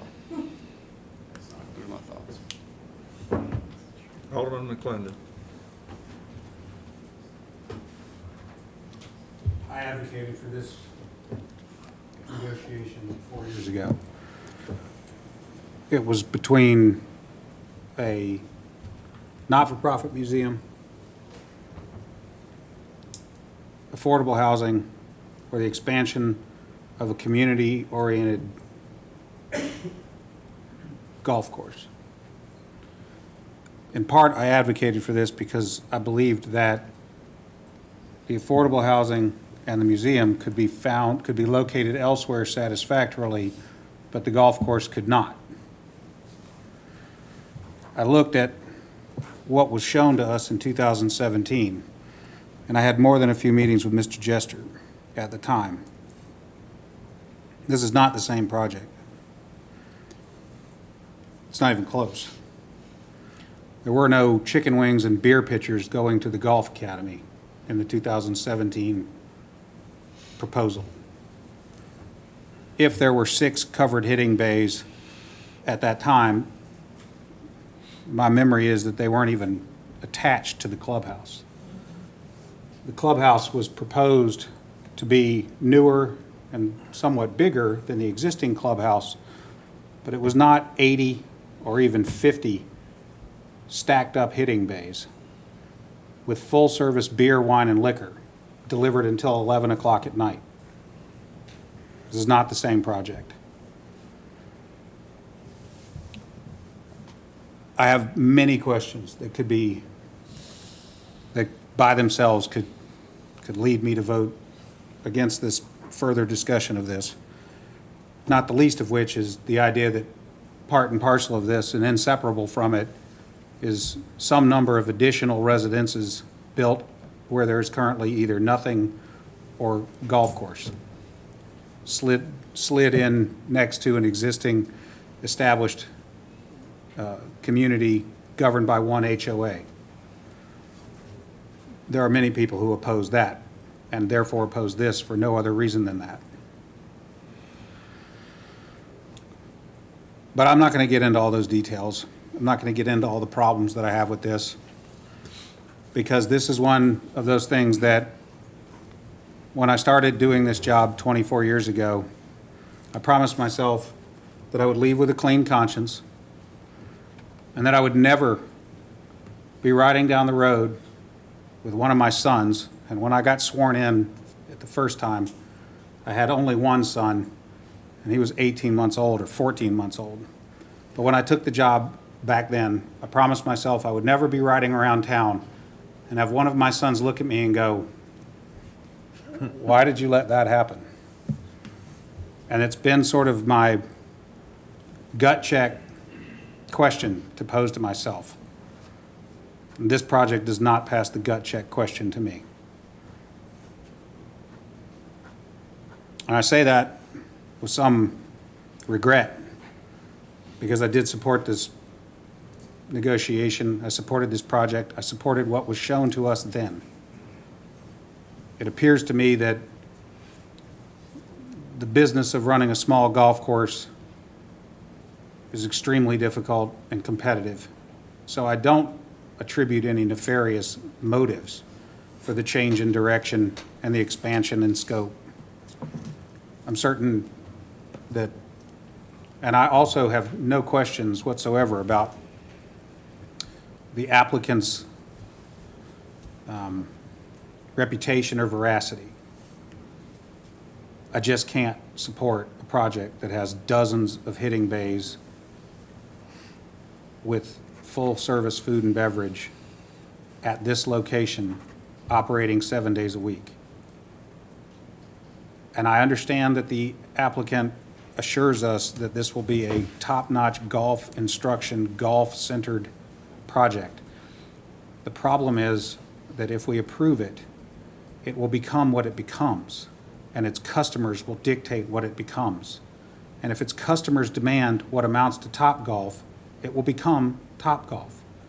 And if its customers prefer instead that it be a top-notch golf facility and that they flock to it as serious golfers, great, that might be okay. It's still problematic to me. But I don't see anything in this that tells me that they won't sell as many chicken wings and pitchers of beer as the people demand. I can't do it. I won't do it. It won't be the last thing I approve as an alderman. Alderman Martin, do you want to make any comment? I will, yes. I don't know where it came from that we approved something in 2017 that even resembled this. I must have been absent that night if that happened.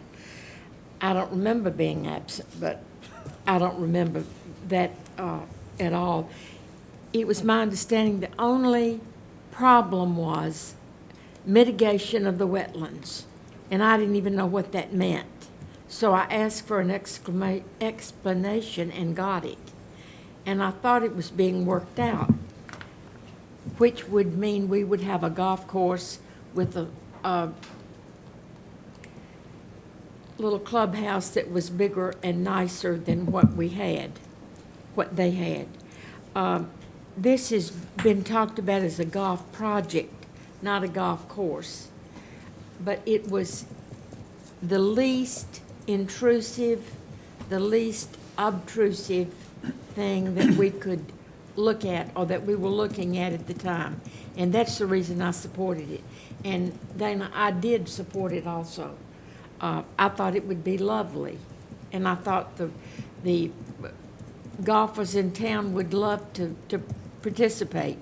But this is a commercial venue on land that we have the policy of keeping low density and rather quiet with these churches and with the church and, I mean, the school, and I cannot support this.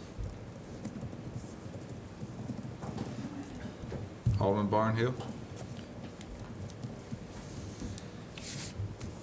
I guess the project that we're looking at has probably been one of the more difficult ones to deal with. And certainly, we've been dealing with it for many years now.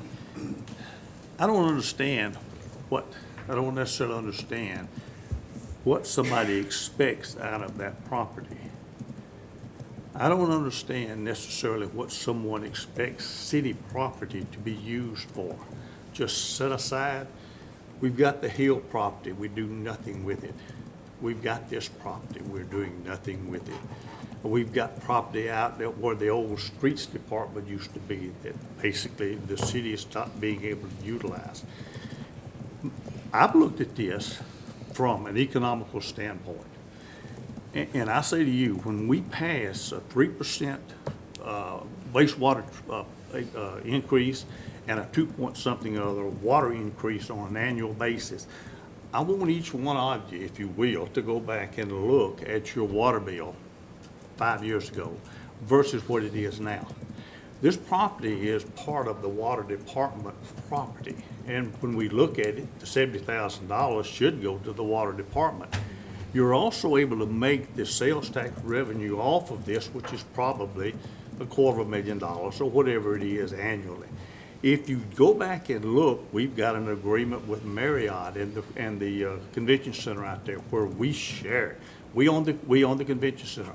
We lease it to the Marriott. It's not something that's adversarial. I mean, we do a yearly audit of them. They pay a certain portion of their proceeds back to the city, and it's a win-win situation for them. But this is not, I mean, you know, everything that comes here, nothing is said until somebody wants to do something with it. Then it becomes the most wonderful piece of property. And I appreciate Alderman Martin's low density. I can guarantee you, low density is not the definition of that property. No density is that property, because you're not going to build anything on it, because it floods, it's water, it's floodplain, and you're not going to get anything approved. When we looked at it, there was maybe a few acres that you could build some affordable housing on. We opted not to do that. And the evolution of this project here is such that, I mean, I don't find it to be particularly offensive. They've agreed to go 2 stories instead of 3, and less of a footprint on the property. The board's not going to approve something at 190 feet. You can get up at that microphone and you can say all you want to that you're opposed to 190 feet. The rest of us are too. We're not going to do it. But this is probably not a bad project for that piece of property that's there. It's not. You're not going to put anything else on it. If the church, brethren, if you want that to stay the way it is, you might increase your collection on Sunday, because that's you, and rent it we'll rent it to you for $70,000 if that's what you want. But we looked at this and have gone over this, and there's really no reason for it to take 4 years to work through a lease agreement. And I've still got some of the highlights here. But if any of you would sign a lease that the landlord can terminate within a couple of years, and you put $25 million into that project, and the landlord can come in and jerk it out from under you, I don't think you're going to sign that lease either. And that's one of the things that the applicant has objected to, is the length of time that they would be able to use the property before they would have to vacate. But if I'm looking correctly, there's a 20-year term with a 5 years to vacate with buyout for business. So they've agreed to do 25, but they haven't agreed to do 2. So let's have some more discussion on this. We've been told that we're closer by the applicant's attorney and by city administrator, that we're closer to some of the issues here, and see what happens.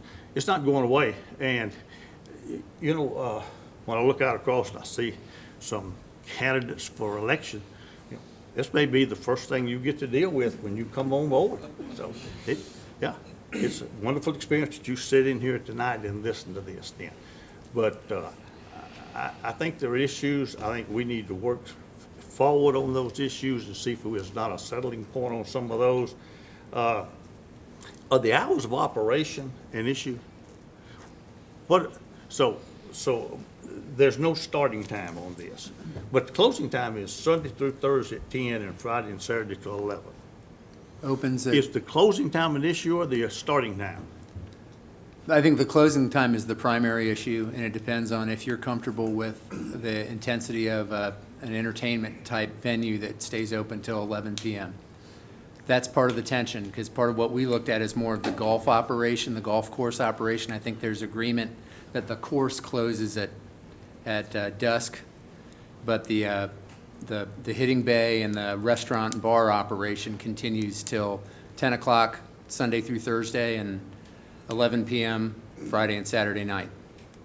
So some of this comes back to, I talked about the project versus the lease, is what you're comfortable with this project being.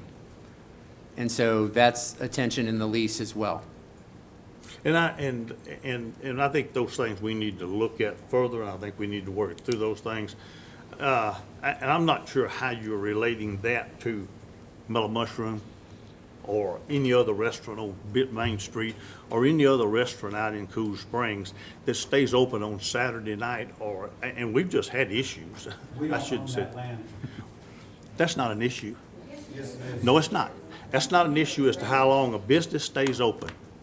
It's not as to the hours necessarily, but as to the sale of alcohol and the liability that is incurred there, it is.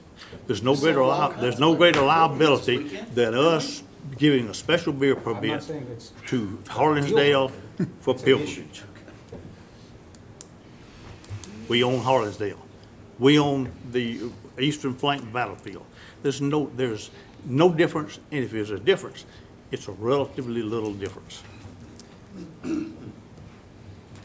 Alderman Schroer, you want to make a comment? Yeah, I will say that I'm not in favor of this project. I'm an avid golfer. I've played golf my whole life. I played in high school and college. I too have met several professional golfers in my life, played against several of them in high school. And I just have a few points. Dana, I totally agree with your thing that your children need to be proud of what you do, but you need to be proud of what you do as well. My whole career here, we've always tried to do our best to protect inside Mac Hatcher. And we've talked about it. And this is the antithesis of that, in my opinion. This property was never designed to create revenue. And the revenue it's going to create is going to be insignificant, quite frankly, to what happens. It's nice to drive by Mac Hatcher and to see nothing. It's nice to drive by Mac Hatcher and not see the water treatment plant, which if these trees come down, you'll be able to see, right, as you drive through Mac Hatcher. But let me talk about a couple details. One is when we were, actually is PJ Pratt who gave a presentation who talked 80% about this as a family-friendly thing. He talked about a relationship with the Tennessee Golf Foundation, and we're going to have all these kids over there playing golf and working like they are now at the little course. And the Tennessee Golf Foundation did write a letter, and they did admit that they had worked with the developer on kind of the design of the junior golf area, and that's really, really good. But they're no further than that. They haven't talked about a deal. They have nothing on the table. They haven't really talked, in my understanding, within the last 2 months about what the deal might be for the Tennessee Golf Foundation. And there's no requirement in the lease that they do a deal with the Tennessee Golf Foundation. So quite frankly, if we sign this lease, the first thing they could easily do is say, well, we're not bringing the Tennessee Golf Foundation over. It's going to be expensive for us to do. Now, I'm not saying they will, but they just have no deal there, and there's no requirement for that deal. And if you drive over, which I have many, many times, over to the little course, 7 days a week, especially in the summertime, there's hundreds and hundreds and hundreds of children that are there learning how to play golf, and that's fabulous and that's wonderful. And you'll see two things. One is you see all these kids with teachers, no nets. They're actually learning how to hit and chip and putt and play golf, not hitting into a net. And there's a big sign that says no smoking or no alcohol allowed on these premises. This is a junior golf facility. And I looked at that and I thought, that's not what we're looking at or proposing. And it is just beyond me that we could do that. And we need a place like Tennessee Golf Foundation. But they're not going anywhere. They're staying where they are. And, you know, they were going to go out to the golf club. That they're not now. They're staying where they are. They're going to stay at Vanderbilt and at the Tennessee Golf Foundation for a while. The other thing is we got there for a while, and y'all did a great job sending out emails to people to say click and respond back to the aldermen, because we all got those. And I actually called several of them just to see kind of where it happened. But the interesting thing is a lot of people in this room and across the city that know this and like this think we're getting a Jack Nicklaus championship golf course. We're not.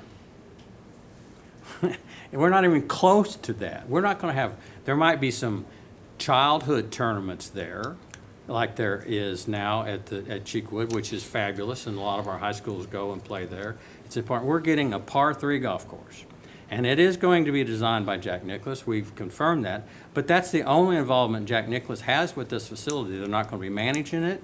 They're not going to be involved in it after they design a golf course. They just have a name that Jack Nicklaus designed this golf course, and which he did. But now think about this for golf. A par 3, and y'all may not know much about golf, but a par 3 is literally a really, really short 9-hole golf course. Well, as an example, the par 3 course at Augusta, has 1,060 yards. That's how long it is, 1,060 yards. The one at the golf club, at Vanderbilt is even shorter than that. Well, think about a championship golf course. The golf course they just played, we mentioned it today, the Ryder Cup at Whistling Straits is 7,850 yards long. So the par 3 course being about 1,000 yards is 1 par 4 and 1 par 5. That's the length of the course. So it's not a championship golf course. They're not going to be professional golfers going to come and play this thing. It's just been talked about. And I think, to me, somewhat deceptively, because people don't understand what that is. And then I finally got to talk about the poles, and I doubt very soon. Now, if they lower it to 2 stories, it might have some effect on the poles. And I hope no one would vote for something that's 180 feet tall. But you need to know that that's all you're going to see. And have any of you driven by Topgolf downtown? And that's all you see is these giant poles. I was in Houston last week, and I drove, and I pointed it to my wife. I said, look in the distance. And in the distance were the poles of a Topgolf. And it had to be 2 miles away or 3 miles away.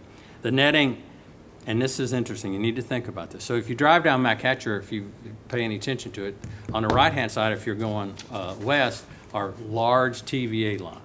And you've seen them. Well, the poles on this, if done as designed right now, the poles on this golf facility will be twice as tall as the TVA lines.